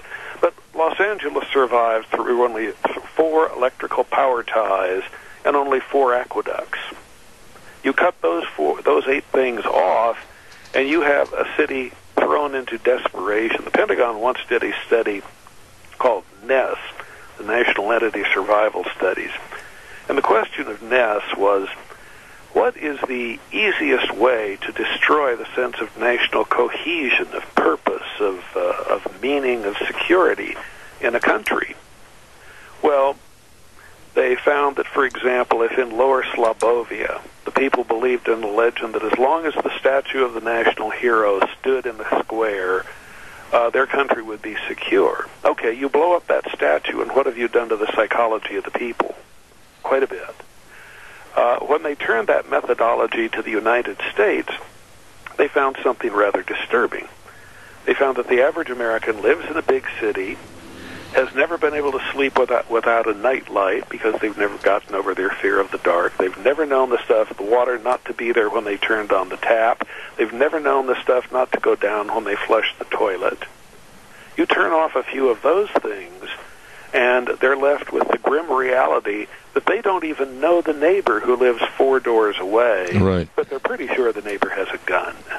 Right. So you have society. I mean, the old image of nuclear weapons and nuclear war was, we're going to kill as many of the other side as possible. No, that isn't how nuclear planners target weapons at all. They want to leave as many people on the other side alive as possible. They just want to take away what keeps them coherent as a nation. Right. So that they are turned into roving mobs robbing each other.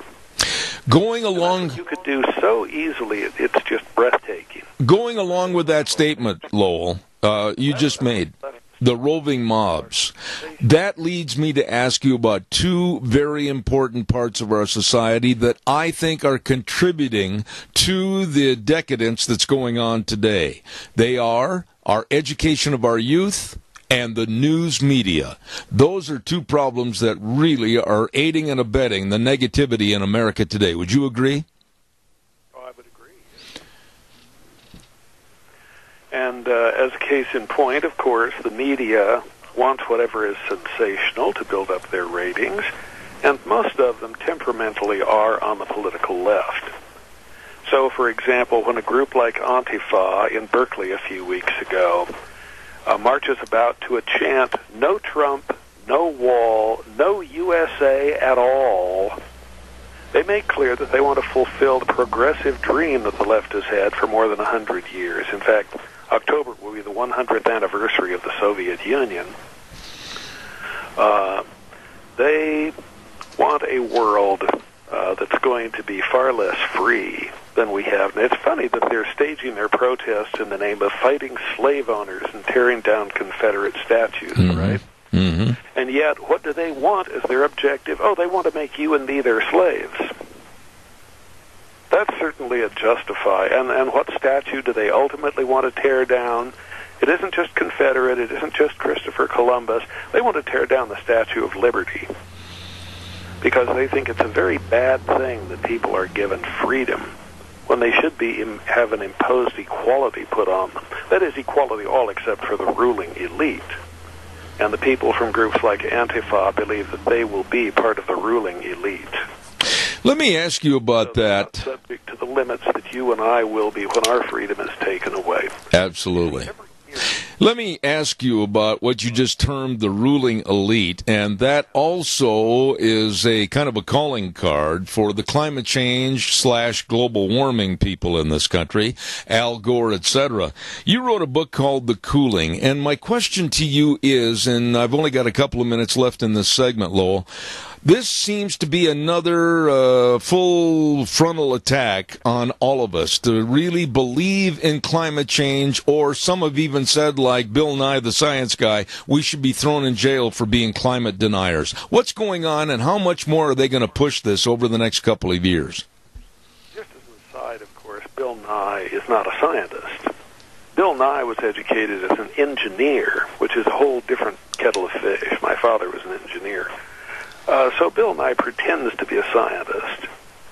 And it's unfortunate because what they want, understand it used to be said, the socialist world in the U.S. found as a hiding place for itself environmentalism, which is just perfect because the real war going on now is between collectivism, this centralized power, and individualism, the old traditional value of our founders in this country. And so what does science do? Oh, it says we're all tied together in a web. We're all in this ecosystem, and therefore you will not be allowed to breathe.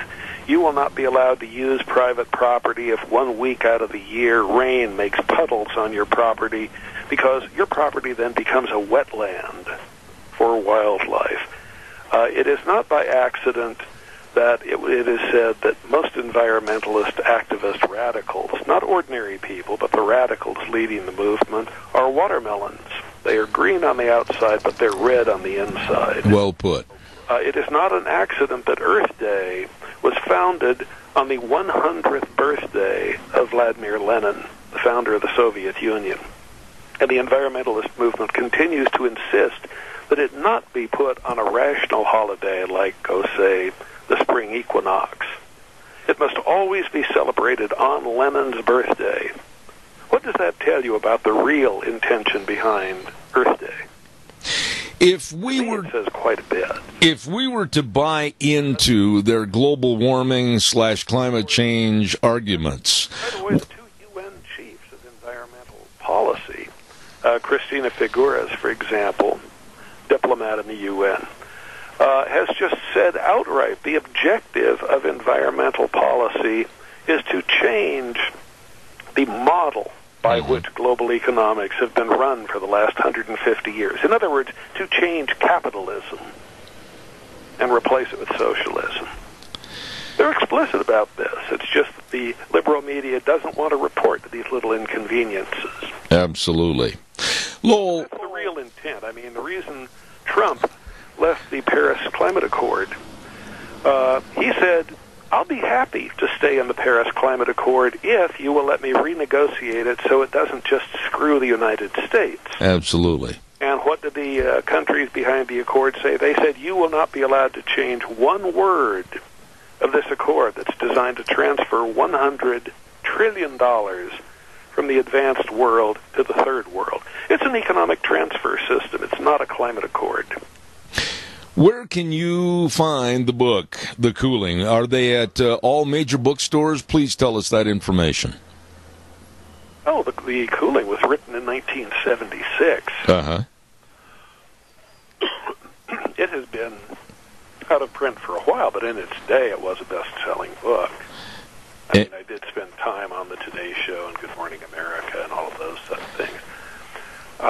But it's a topic that once everybody else is doing it, I find boring. I mean, what I like to do is write cutting-edge, over-the-horizon information, and once everybody agrees with me, there isn't much point in talking about it anymore. Absolutely. I want to be a leader of tomorrow, not today, which is, I suppose, unrealistic, but there I am. For example, Craig Smith and I have written, most recently, we've written 7 books together. You see Craig every week, usually on with Neil Cavuto on Fox Business. Our latest book is Money, Morality, and the Machine, which explains the politics of how the world imperium works and how there is an attempt to eliminate nation-states in Europe and the United States. And Trump, of course, represents a terrible impediment to that because he wants to make America great again, meaning the American nation. He doesn't want to erase our borders and turn us into a global system. And so he is undoing the threat of the possibility of the progressive dream that they've pursued for more than 100 years. If people would like this book, by the way, they can get it absolutely free and post-paid. Craig has more than enough money to make a few dollars from a book. So you could buy it for $20 at Amazon, or you can get it free and post-paid just by calling 800-630-1492. Yes, it's the year Columbus sailed the ocean blue, but they're planning to tear down Columbus statue in Columbus Circle, New York. Well put. 1-800-630-1492. I will be one of the callers. And I think you would find it fascinating. I think you're right. It goes into a lot of information that most people do not have, including the 19 traps they have built for people who think they can just move out of the United States to someplace like New Zealand if and when things hit the fan, because they now have mechanisms to stop even the wealthy from leaving. Right. The IRS now has the power to just say, oh, I think you might owe taxes, therefore we are turning off your passport. It is no longer usable for leaving the country. Lowell, I appreciate everything that you've said this morning. I've got to have you back more often. Very thought-stimulating this morning. Lowell Ponte, thank you for being on the program, and I will be in touch. God bless you, my friend. Thank you so much. Oh, well, God bless you, and live long and prosper. Thank you for that. Appreciate it. Lowell Ponte, and be sure and write that number down. Call for that book, and Money, Morality, and Machines, 800-630-1492. I will be calling. Thank you, Mr. Ponte, for being on our program this morning. Right now, it's time for the weather. We got to get that in. Wheels is sitting over there going, Sam, look at the clock. And don't forget Phillips, Oaks, Goodwin, Crane, and Company. CPAs that have been providing accounting services to the Minicash area for well over 50 years. You know, they do so much for so many people. They can help change retirement plans. They can help folks getting on Social Security or helping plan income for your retirement. People starting a business, asking a lot of questions. I mean, they can really help, and they will. 2 locations, Burley and Rupert, for the best. Phillips, Oaks, Goodwin, Crane, and Company. Right now, here's the weather. Looks like we've got some rain and thunderstorms ahead of us in the forecast as we make our way through the work week. But here's what we're looking at for today. Here's your weather for Zev at the Ranch. Sunny skies and a high near 88 for today. Going to be slightly breezy, right around 6 miles an hour. Tonight, more clouds are going to be rolling in, bringing along with it maybe some rain showers and thunderstorms, mostly before midnight. Looking at a low right near 59 for tomorrow. That's going to carry over. 30% chance of rain showers and thunderstorms in the forecast. Mostly before noon. Going to be partly sunny as we get on into the afternoon tomorrow with a high of 82. And then for Thursday, looks like 50% chance of rain showers and thunderstorms in the forecast, cooling off to 71. That's your weather for Zeb at the Ranch. Thank you, Gina. And the weather again brought to you by the best. Phillips, Oaks, Goodwin, Crane, and Company CPAs, providing accounting services to the Mini-Cassia area for well over 50 years. Get a hold of them today with offices in Burley and Rupert. I got to tell you that Mr. Potty's such a nice man, and I do remember now having him on my program before. He has a very soft voice, and it's really hard to ride the gain on him. And when you think he's about ready to make a statement conclusion, he goes again. I apologize. I did not know when he was going to be starting up or finishing, and I interrupted on a couple of occasions, and I apologize for that. Calls are welcome, 436-2244, 1-866-927-4587. Give me a call. Want to remind you again on Thursday morning, we are going to be over at Ramsey Heating and Electric early on Thursday morning. Why? Well, because at 7 o'clock, George and Donna Mass are going to have their great big fancy trailer over there, and they're going to be cooking breakfast, and they're going to have delicious biscuits and gravy. Oh, it's going to be fantastic. And the proceeds are going to go to the Zeb Christmas Corrals. That's so that we can provide Christmases to some needy families in the area. And I really want to thank you up front if you'd come by Thursday, buy a breakfast, and help support the Zeb Christmas Corral. Also, we're going to be broadcasting live and direct over there for the entirety of the show, and we're celebrating at Ramsey Heating and Electric. I think we've done this like 16, 17 years. I can't remember. And it's in honor of hats off to farmers for the great farmers and agriculture programs we have here in the area, and also a tribute to Patriots Week here in the United States. We're going to be over there for 3 hours with the whole broadcast from 8:06 to 11, and we urge you to stop by and be a part of the program. It's going to be a lot of fun on Thursday over at Ramsey Heating and Electric, 2600 Overland Avenue in Burley. So please come on by, say hello. And we're going to have some giveaways and everything else. It's going to be a lot of fun. And those folks over at Ramsey's, like I said, this is about 16, 17 years, and they're always going to have some door prizes and everything else. We're looking forward to being there.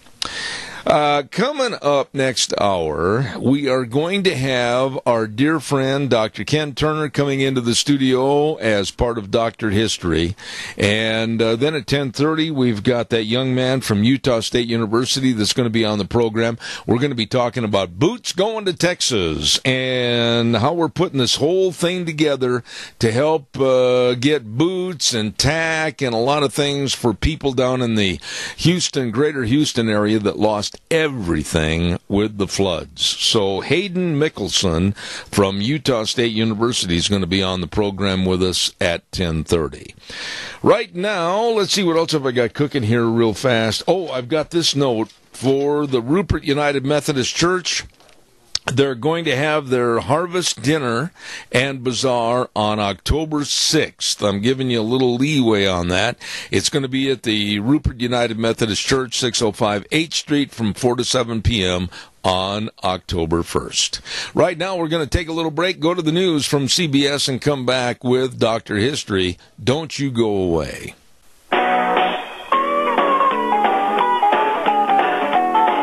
Oh, here we go. Dr. History is in the studio. Everybody bow. There we go.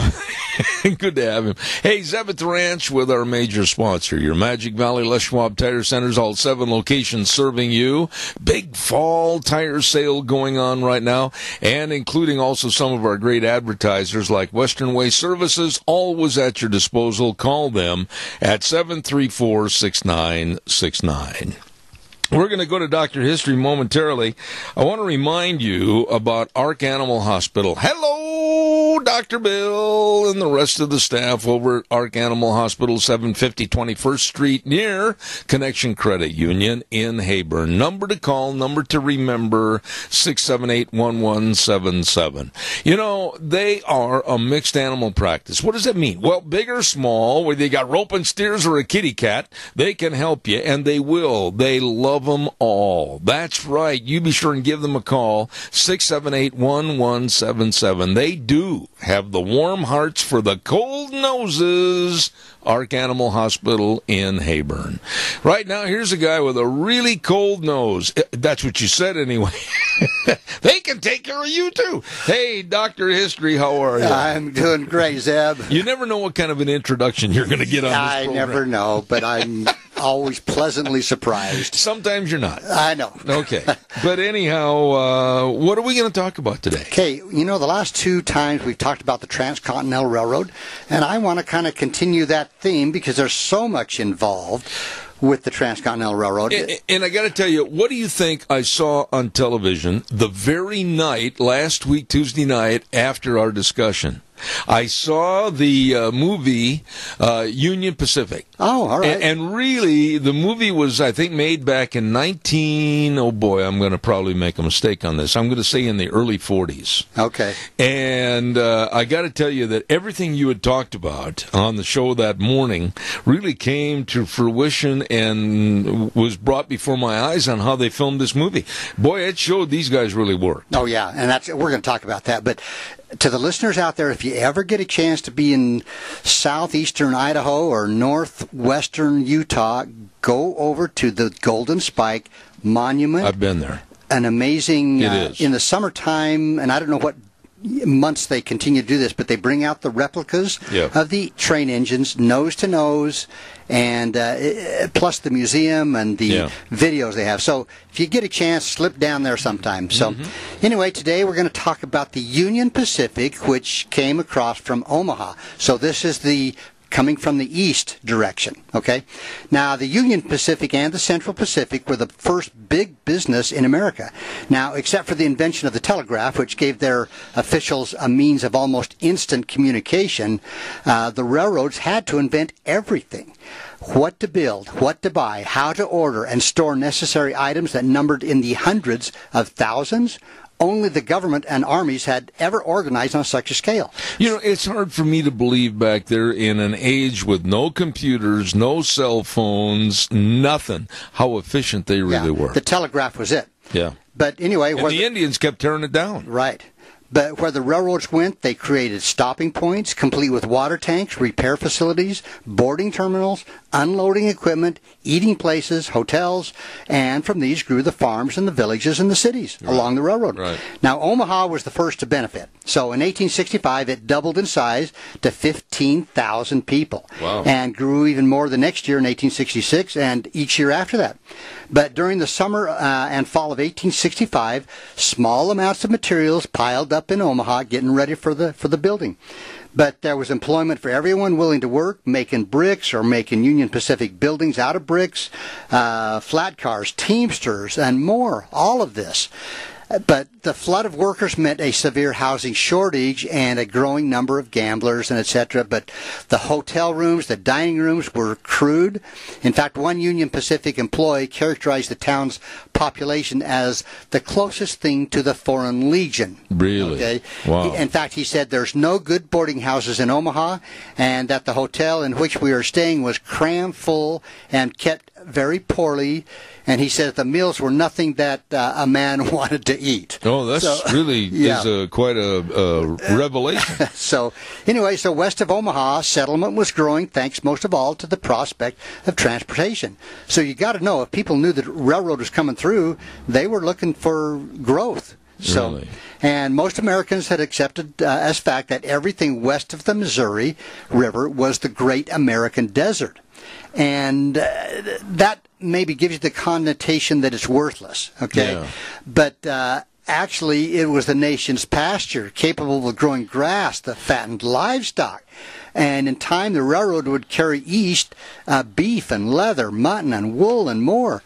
And as we know now, Zeb, some amazing farmland out this way. They must have had some indication, though, they being the bulk of the populace at that time, that evidently the reason for going west was already populated in California, etc., Right. because of all the ships. And you did a story on this, going around the Cape Hope, was it? South America. Yeah, and then coming up into L.A., it took like 3 or 4 months, you said. And they must have known that a lot of the populace was was already there and settled, and California really was a gold mine. And the Willamette Valley. Willamette, Willamette. Yeah. Anyway, well, so in February of 1866, the Casement brothers, they were in charge of track laying. One of the brothers was named John Casement. He was 37 years old, and although he was only 5 feet 4 inches tall, he had earned an impressive reputation as a track layer in Ohio. He might have been only 5'4", but he was probably 5'4" wide. Well, let me tell you about his brother. Anyway, they called him General Jack, and he could handle anything, and if he couldn't, his brother could. Now, his brother Dan, 5 feet tall, was a veteran. Oh, my. Now, according to a diary kept by one of his Union Pacific workers, Dan may have been short and stocky, but once he lifted a 30-foot rail off the ground without any trouble. It weighed 600 pounds. 600 pounds, Zeb. Now, Dan was only 5 feet tall? Yeah. Oh. So to lift it off the ground wasn't very far. Yeah. But anyway, so that gives you the nature of some of the people we're talking about. And you don't mess around with Dan. No, or John. But the Indians out on the Great Plains, they posed a great threat, and with the Civil War over and the Union Pacific building, settlers were moving out into what they regarded as their land. The Homestead Act, giving a quarter section of land to each settler, was kind of a magnet for people heading out. Nebraska gained population so fast that in 1867 it became a state much earlier than expected because of population. A dumb question. Did they, at the building of the railroad, and when you said they left, what was it, Omaha, and headed west, and they had various cities spring up along the way, did they offer rail service, even if the railroad wasn't completed all the way, to drop people off at the various new towns? You know, I don't think so. I think it was mainly they just wanted to get materials to the end of the track. I see. So I don't think they did any passenger service at that time. I see. Now, west of Columbus, Nebraska, the Sioux and the Cheyenne were the predominant Indians, and they were still pretty hostile, but they despised the iron rail, which, along with providing great benefits to the whites, had an additional disadvantage for the Indians in that it split the Great Plains buffalo herd into two parts. Now, because buffalo would not cross the tracks. Now, that when I read that, I wasn't sure about that because you see like movies. Kind of like a cattle guard. Yeah, but anyway, that's what they're saying, that they wouldn't cross the tracks. I did not know that. And yet, you see movies where they are. Yeah, yeah. But the Indians wanted the men who surveyed for it, the men who were building it, and the farmers who were following it, and the travelers who were sure to come on it, out of their country. And they had plenty of young men who were ready to follow a war chief on a raid against either the settlements or the surveyors or the graders. And the Union Pacific needed protection from the Army, but the Army didn't have near enough men to provide protection. So this meant that the Union Pacific's workers would, in most cases, have to protect themselves. Really? And Grenville Dodge, the guy that was in charge, he ordered that every man have a rifle. And there were veterans, and a lot of veterans working, and they would keep their rifles within easy reach, and that's what they did. But it meant doom, of course, for the Indians' way of life. No longer could they be free and independent, living off the buffalo herds. They could either follow the way of the Pawnee and live on reservations, cared for by the white men, or get killed. Mm-hmm. And the Indian, in truth, no longer really had a country. He's reduced to starvation or fighting, and the Indians were a problem, but the weather was another problem. But anyway, there was a correspondent, and here's what he wrote for the Cincinnati Gazette. He said, "In one sense, the road is as great an achievement and as grand. It's a grand triumph." He said, "Go back 20 miles on the road and look at the immense construction trains loaded with ties and rails and all things needed for the work. It is like the grand reserve of an army. 6 miles back are other trains, and going back with all this equipment, and it's really mind-boggling." Okay, now, I'm going to ask you a question there. You talk about the track itself, okay? How did they get all that track? Where did the track, where was it processed and manufactured? Like back in Pennsylvania, or where? The actual steel, I'm not sure. It had to be back east somewhere. and shipped out. They must have had a whole bunch of that stuff ready to go. Yeah. But anyway, going forward to the end of the track, and this is what he wrote. He said, are the boarding cars and a construction train, which answer to the kind of like the actual battle line. The boarding cars were each 80 feet long, some fitted with berths, others with dining halls, one a kitchen. The construction train carried forward all supplies, tiles, rails, sledgehammers, shovels, rope, more than 1,000 rifles, and a lot more than that. And he said actually it was indeed comparable in many ways to an army moving across the landscape. I can't even imagine how many rails. This is a question. And for actually, you. I do. I'm going to get to that. You have that? I think so. Oh my yes. goodness. Yeah. So there were thousands of young men, 500 or more, working on the graders. Then 1,000, then 3,000, and by 1868, in order to keep well ahead of the track layers, who eventually numbered more than 7,000, the men came to Omaha on their own or in response to a Union Pacific advertisement that promised good pay, good food, lots of work, and a free ride. And a lot of these guys were Irish. In fact, they came from all over Europe and the United States, and including quite a few of the newly freed African Americans. So, what did they get paid? We're going to get to that, too. Oh, my goodness. Don't get ahead of me, Zeb. I'm sorry. I didn't read the script. Okay. Anyway, what the working men had most in common was their age. Actually, most of them were teenagers or just into their 20s. So they were rough, tough young men, basically. Yeah. And a lot of them were veterans, too, from the Civil War. In fact, nearly everybody wearing a long blue overcoat with brass buttons, the regular U.S. soldiers' uniform, left over from the Civil War, and with one or two revolvers strapped to their sides. Okay. Others wore gray coats, and it was, quote, the best organized, best equipped, and best disciplined workforce ever seen. Did they have problems with a north-south attitude? Nope. Not according to what I've read. They worked and worked together. That's odd. That's odd. Yeah. That soon after the Civil War. Right. But their food was served on long tables in a dining car. They sat on benches, like at a picnic table. The meals consisted of coffee, potatoes, and boiled meat, usually beef. They kept a herd of 500 cattle marching along with the advance of the rails. I did not know that. It took about 9 bushels of potatoes per meal to feed the men on a dining car. Good butter was kept at hand when possible, and occasionally even ice water, and sometimes there was a variety. In fact, one time a lady came by with a huge basket full of fried chicken, bread and butter, donuts, bottles of milk, and other food, and she was bought out within minutes. I can imagine, yeah. And here's what they got. The men got their board and room at a cost of $5 per week. Now, get this, Zeb. The room consisted of a space in one of the flat cars or on top of it after the summer heat started. You don't want to roll. No. The cars were 85 feet long, 10 feet wide, and 8 feet high. So you kind of get a picture of the room we're talking? Yeah. They contained 78 bunks, 3 tiers high, and capable of sleeping 200 men. Oh, don't go there. Oh, let me keep going, Zeb. You're going to like this. The graders' beds were, because they were out ahead of the tracks, they slept in dugouts or whatever they could find.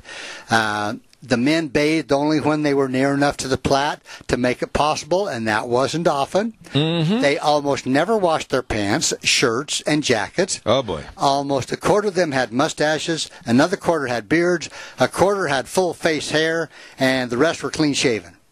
Now, the hair on their heads was generally long, down to the shoulders. About half of them seemed to have smoked mainly pipes.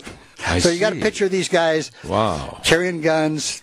Yeah. Okay. Now, kind of a shady, seedy kind of group. So here we go. They were paid from $2.50 to $4 a day. Now, remember, they paid $5 a week for board and room. Yeah. So anyway, depending on what they did is how they got paid. Now, and only 1 in 4 was actually a track layer. Now, some put in the ties or filled around them or handled the rails or spiked them down. Others were graders, teamsters, herdsmen, cooks, bakers, blacksmiths, bridge builders, carpenters, masons, clerks, or telegraph operators. Most had to be taught their jobs, but they were quick learners, and the work was so specialized they seldom, if ever, made a mistake because they did one thing. The best job you mentioned would be a baker. You're by the food all day long. You are, but you're in a hot oven. Oh, okay. Yeah.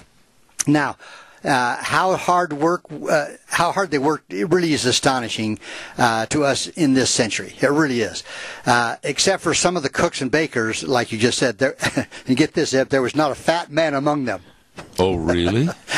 Now, their hands were tough enough for any job. One never sees gloves in the photographs, which included pickaxe handling, shoveling, sledgehammers, picking up iron rails, and using other requirement that required hands that had to be like iron. Absolutely. Their waists were generally thin, but those shoulders, their arms, their legs, I mean, these guys were bricks. I'm still remembering what you said last week about some guys holding the great big spikes and then the other guy going ahead and pounding it, and I thought, not on your life. So, like I say, these were men who could move things, hammer things, swing things, whatever was required.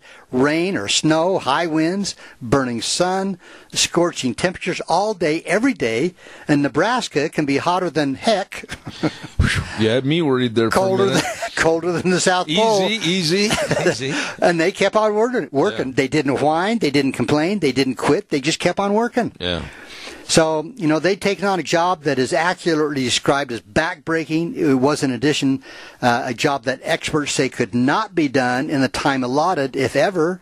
But they were building a railroad that would tie the country together. What did they do if they got sick or got the flu or were injured? I mean, what did they do? They did have a physician, most of the time, that would set bones, sew up cuts and wounds, stuff like that. But were they allowed to, go take a couple of days? And It doesn't say that, but I think, if you got sick, I think they would take care of you until you could get back to work. Yeah. So, but a railroad that every American and most all men who were working on it, they were proud of this, of the work they were doing, because they were uniting the country. Yeah. So, anyway, a day's routine was something like this. Okay, in the morning, the men were up at first light. After they call it toilet, they went to wash faces and hands in a tin basin. They had a hearty breakfast and went to the job, whether plowing, shoveling, placing ties or rails, spiking them in, or putting on what they call the fish plates at the junction of two rails. Now, at noon, time was called, and they had an hour for a heavy dinner, and this included pitchers of steaming coffee, pans of soup, platters heaped with fried meat, roast meat, potatoes, condensed milk diluted with water. That sounds really good. Sometimes canned fruit and pies or cakes. Oh. Now, there was little conversation. The men were there to eat, and they made a business of it. They got right to it. Yeah. They didn't mess around. Now, afterward, they sat around their bunks, smoking, sewing on buttons, or taking a little nap, then back to work with the bosses. They didn't have much time after lunch, though. No. And time was called again an hour before supper to allow some rest. The evening meal was more leisurely. Now then they went to the bunkhouses for card games and smoke and lots of talk. And, they talked about higher wages and shorter hours and all that stuff. And then to bed, the whole thing to be repeated the next day. And they did this every day. Every day. And then, actually, in the spring of 1866, this Jack Casement guy offered each man a pound of fresh tobacco for every day that they laid a mile or more of track. And he offered double wages if they did 2 miles in a day. Really? Yeah. Did it happen very often? I don't know. He had these long lines of wagons bearing ties and hay. They had to have hay for the horses and the cows, and a construction team. The logistics are blowing my mind. Yeah, I mean, it's just so amazing. Yeah. The wagons drawn by horses between the track layers and their supplies. And here was where all the work paid off. One wagon took about 40 rails. One wagon, along with the proper proportions of spikes and chairs along the rails to be laid. The horse started off at a full gallop for the end of the track, running between the rails. Okay, so it was pulling a wagon on the rails to get to the end so they could unload the rails and the ties. Yeah. Wow. So a couple of feet from the end, the horse stopped and the rails were laid down. And they weighed 800 pounds apiece. 600. 600. Yeah. Oh, give or take a couple hundred. Yeah. So one on each side of the wagon. There were rollers to facilitate running off the iron rails, and parties of men stood on either side. 2 men seized the end of a rail with some kind of a tong type thing and started forward with it, while the other men took hold with their tongs until it was clear of the wagon. Then they all came forward at a run. Run with a 600-pound rail? And at the command, somebody would yell down. They dropped the tie or the rail in its place. Wow. I'm almost out of time. I can see we're out of time, Zeb. So, I'd like to have another story on this next week. We might have to just do some more on this. There's just so much amazing. Can you imagine all the injury-prone things that could have happened? I mean, dropping a rail on your foot. But as I mentioned, these guys specialized in one job and one job only. Oh. So I'm sure after a week or two, they got to where they knew what to watch out for. Yeah. And who they trusted. Really? Wow. Anyway. Doctor History and the Continental Railroad, right? Transcontinental Railroad, right and this here. is the eastern end we're talking about. The eastern end. We haven't even talked about the western end much. That might have been a little tougher, wasn't it? The tunnels, and we talked a little bit about that last week. Doctor History every Tuesday right here on Zeb at the Ranch. Doc, don't go away. I've got to do this, and I'll be right with you. And also want to mention, of course, that we're very thankful of Dr. Ken Turner coming in here with a show that is really popular, not only here, but all over the world, Dr. History. On Thursdays, we have another segment called Cassia County School Days, and we'd like to say thank you to our two sponsors of that segment, and that's, of course, A Child's World at 1308 Overland in Burley, and they've got all kinds of new merchandise arriving every day, fall dresses, baby clothing, baby blankets, all the furniture and everything else. Oh, it's just a really great place. Games, puzzles, toys, A Child's World. A family store, 1308 Overland in Burley, along with Ambulatory Surgery Center at 1344 Highland Avenue, Suite E in Burley. Number to call for your outpatient surgeries where they can save you money. Life-saving colonoscopies, carpal tunnel, hand surgery. You call them at 677-8888. 677-8888. Ambulatory Surgery Center and A Child's World, bringing you school days in Cassia County on Thursdays at 10:10. We're going to send it back over to our main studios now. We'll be back in just a few minutes.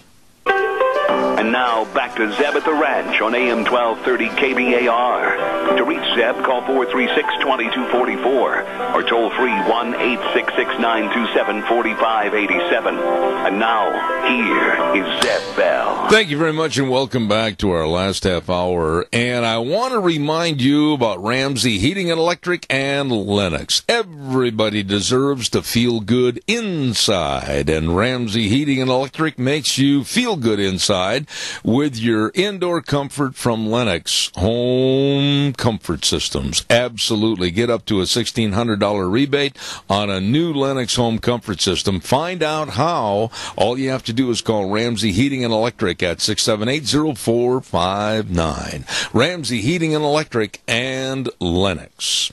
I want to also remind you that about a week ago, my wife and I, we were very honored. Holly took us through Pomerell Place, a place for senior living, and I learned a lot to tell you, if you're a senior out there, you don't have to stay at home alone. You don't have to worry about the safety hazards and injuries of living alone, or maybe poor nutrition, nobody there to cook your meals, or maybe taking a chance on missing some medications.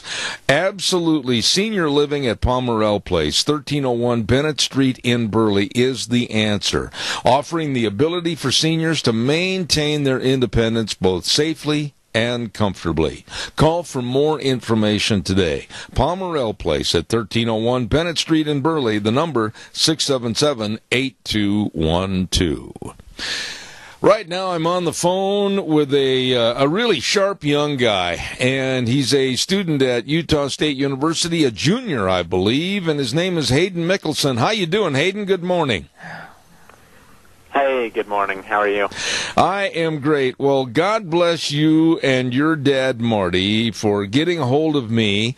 And we, all three of us, had a chance to kind of compare notes and get some things organized to help the folks down in Houston, Texas, and the greater surrounding area. Give us kind of a thumbnail sketch as to how you see we can put this thing together and help a lot of people down there. Okay, great, yeah. So there are two separate trips that we will be doing. The first trip is more of us in the local area doing it, and then the second trip is something that you and all of your listeners can be involved in. So, to explain, the first trip, we will be going down next week. On Thursday next week, we'll be taking some supplies, some hay, grain, dog food, Gosner milk, and other donated items directly to the Houston area to help those people there, right? And then the second trip will be happening at the end of October, so in about a month and a half from now. And like you and my dad were talking about yesterday, it is going to involve boots and good shoe donations to help those there that have lost everything, even their shoes. Right. So now we'll be doing that at the end of October. So we've got roughly about a 5-week window from right now to get all this put together, all the boots, all the shoes. And I was talking to your dad about another idea. I don't know if you've had a chance to visit with him about this or not, but I was also talking about tack, horse tack, whether it's blankets, whether it's bridles and bits, whatever it might be. There is so much that's lost, and there's so much that was ruined with all the flooding. What are your thoughts about that? I think that is a great idea. And honestly, there are so many things that can be done, that can be donated. And for all of us, we just need to choose something to donate. Right. And really, the basis is the shoes and the boots that we were talking about. Right. But in reality, anything that is donated is gladly accepted, and we will take whatever we can fit on the trailer and in the truck that we take down. Hayden, I think a lot of people now with the Hurricane Irma that hit Florida, they have a tendency to think only in the now. And people forget that the long-term effects, and I mean really long-term effects, of the severe flooding in Texas are going to last a long time. And I mentioned a moment ago that a lot of people, their goods, their clothing, their shoes, their boots are gone. And the horse tack, the saddles, everything is absolutely worthless right now. This water is going to hang around for a while, and then the mold factor is going to come in. Yeah, absolutely. And I was actually reading up on that a little bit, and it's interesting to note that Texas has the second largest gross domestic product, or the second largest economy in every state besides the number one, which is California, I believe, in the entire United States. Right. And so to put that, I guess, in comparison with other countries, Canada and Texas, they have the same size of economy, about the same size. And with this flooding that has happened, of course, a lot of crops are not going to be able to be used, which will affect the economy of Texas for a while. And that isn't even mentioning the animals that are currently starving down there right now. Right. And so anything that can be done to help them right now will make a huge difference in the long run. Let me ask you this, Hayden, and I know your dad and yourself have got this pretty much figured out, and you've talked to a lot of people down in the Texas area that are going to be the coordinating factor as to where goes to who, but this is quite an undertaking. How did you develop contacts down there so that you could make them aware of the hay and the grain that's coming in, and then in about 30 days, all these boots and the tack and everything else? I mean, did you work with the FFA chapters? What did you do? Yes, absolutely. And the good thing about having my dad as my dad, he has a lot of very great contacts across the United States because of because of the work that he does in transporting. And so through him, we were able to get in contact with some people in Texas and some FFA chapters. And so everything that we take down there will go directly to them. And because they know the situation a lot better than we do, they know who needs what and where it is needed most. You know, this is absolutely amazing, and it's really, I think it's God's will, if you want to know the truth. I'm just going to come right out and say it.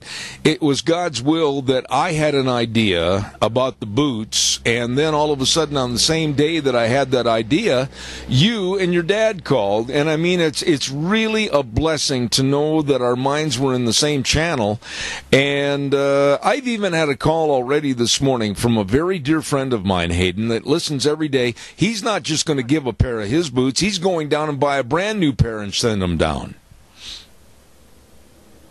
Wow, that is charity. The definition of charity. Well, I think this is going to work out really good. And now you say you're going to go down with your father this next week. Is that correct? Yes, correct. So I have school, like you mentioned, at Utah State. However, I spoke with my professors, and on Friday I do have a class, but I will be getting that day off. And so Thursday we will leave as soon as we can, and then that weekend will be spent driving straight to the Houston area, delivering the supplies, and then driving straight back. Now, you, of course, with your father, and I've got the utmost respect for your father, he hauls a lot of registered cattle and horses all over the country, and kind of like on a private basis. But now, when you get down there, I hope you have the time to take a lot of notes so that we can call you either en route or while you're there so we can do a program segment on that. Absolutely. Yeah. That's one thing that I've learned from university is how to take notes. Okay. Now, I'm going to give you a little highlight. I talked to your dad about you and found out quite a bit that you basically are pretty much of a world traveler. Tell us about some of the countries that you've visited and lived in your life already. Well, that's a good question. So I spent about 2 years as a missionary living in Germany, Austria, and Switzerland, all which are German-speaking countries. And recently, I returned home after 5 months of traveling around New Zealand, Australia, Bali, and Java, Indonesia, as well as Singapore, Malaysia, and Thailand. I see. And there I was able to experience a lot, obviously, and meet a lot of amazing people and see some great cultures. Let me ask you, though, Hayden, and don't flower up your words. Be very blunt and honest about this.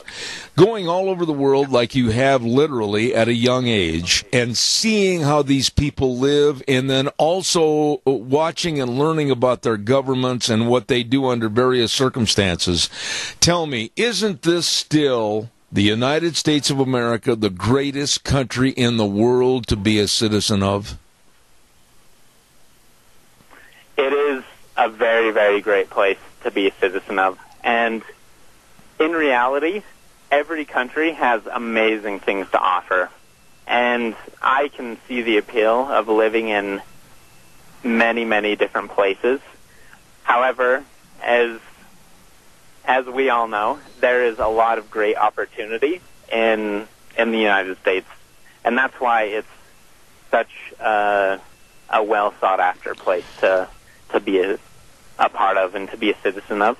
You know, and that is the biggest thing, is we have a lot of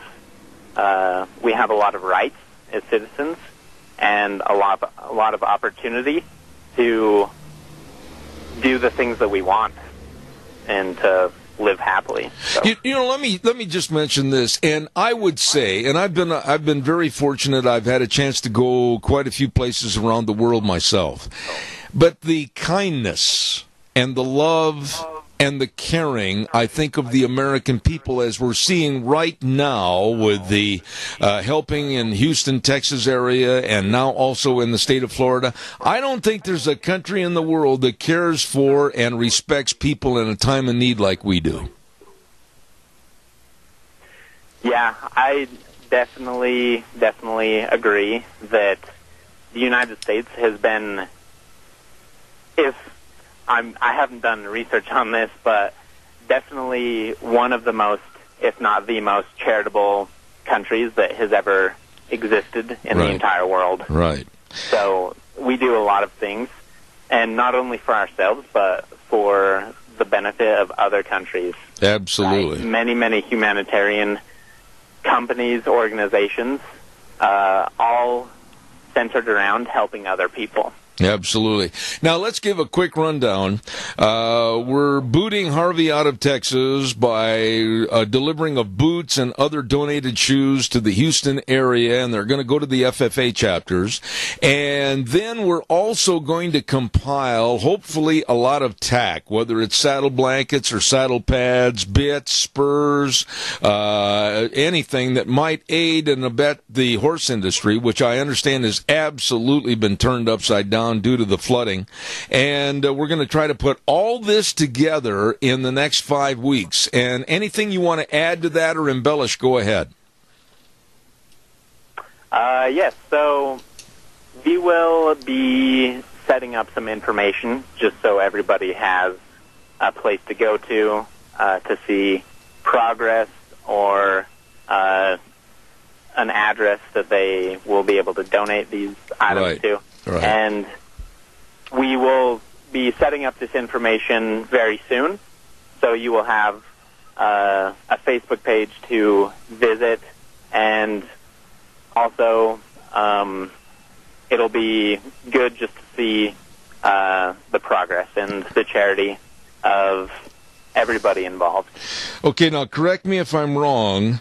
You are hopefully going to be in Houston on what, September 21st or before that?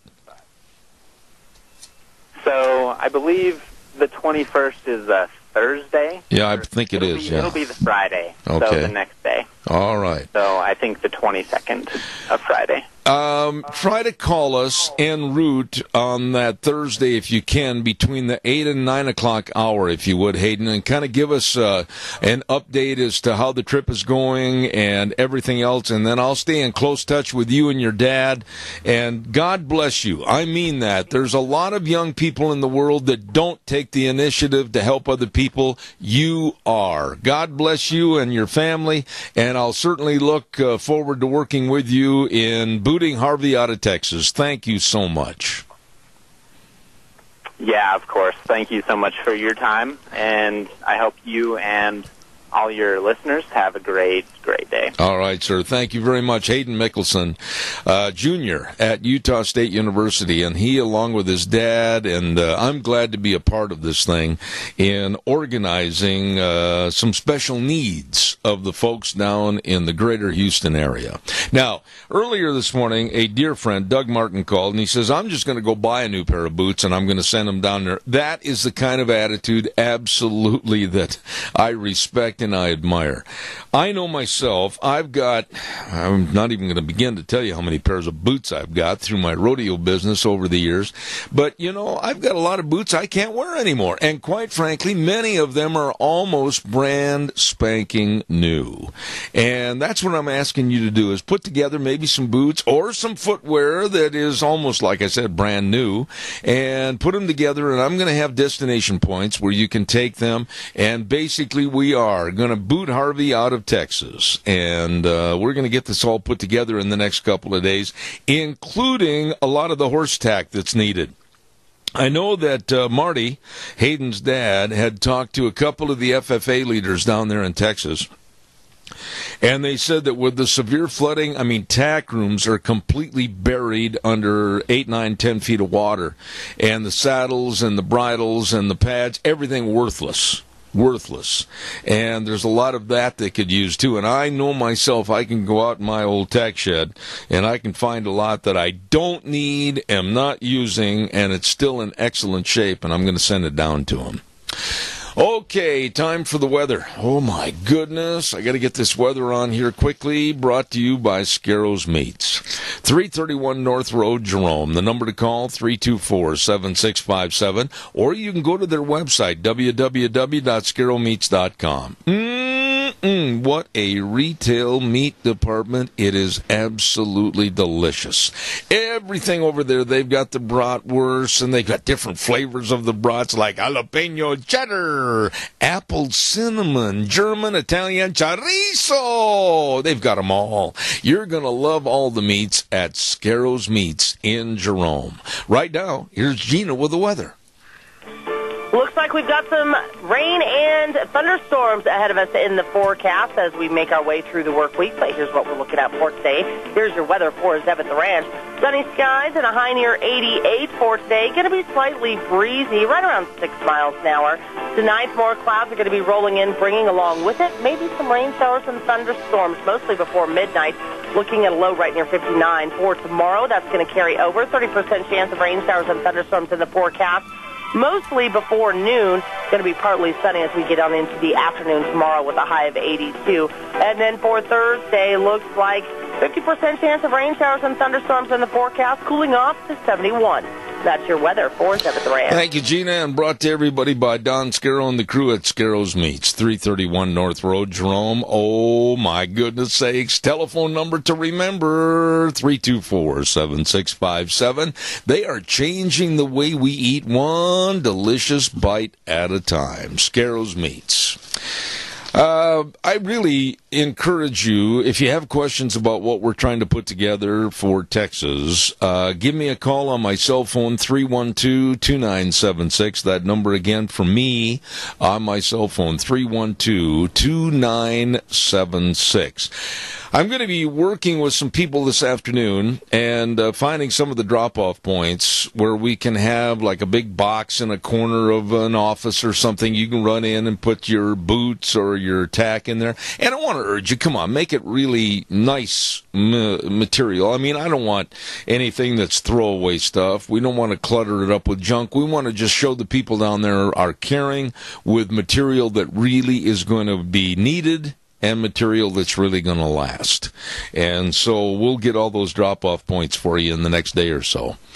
Want to say thank you to our main sponsor, and they've been so good to us over the many, many years, and that's, of course, your Magic Valley Les Schwab Tire Centers, where doing the right thing matters. They've got a great big fall tire sale going on right now. Yep, it's fall. I mean, we gotta look at the honest picture. It's fall and then pretty soon winter. Well, get on in there and check out the tires you need at this big fall tire sale. For your cars, pickups, SUVs, you better believe it. They've got all the tires, all the tread design, all the sizes for you. Along with that, they offer the best in brake service and front end alignment, shocks and struts, batteries, all of this and more at all 7 locations. Lane and Rupert, Dave on Blue Lakes and Twin, Mike and Buell, Mike and Jerome, the Twist family and Paul, Daniel on Poline in Twin Falls, and my buddy Randy on Overland in Burley. Your Magic Valley. Les Schwab Tire Centers, absolutely the best. Tomorrow on the program, Dave Bigo, and then we're going to have the Idaho Fish and Game Report. The Incredible Bulk will be here. Kelton Hatch, and your questions are always welcome for him, along with a lot of other little miscellaneous items we're going to throw in. First hour's open forum. We'll have a lot of things for you to talk about right here on Zeb at the Ranch. Tune in tomorrow morning at 8:06. We'll ride the horse till 11 o'clock on KBAR 12:30 a.m. and streaming live all over the world on ZebBell.com, where we always say the way things were are the way things ought to be. God bless you and your family. See you tomorrow morning.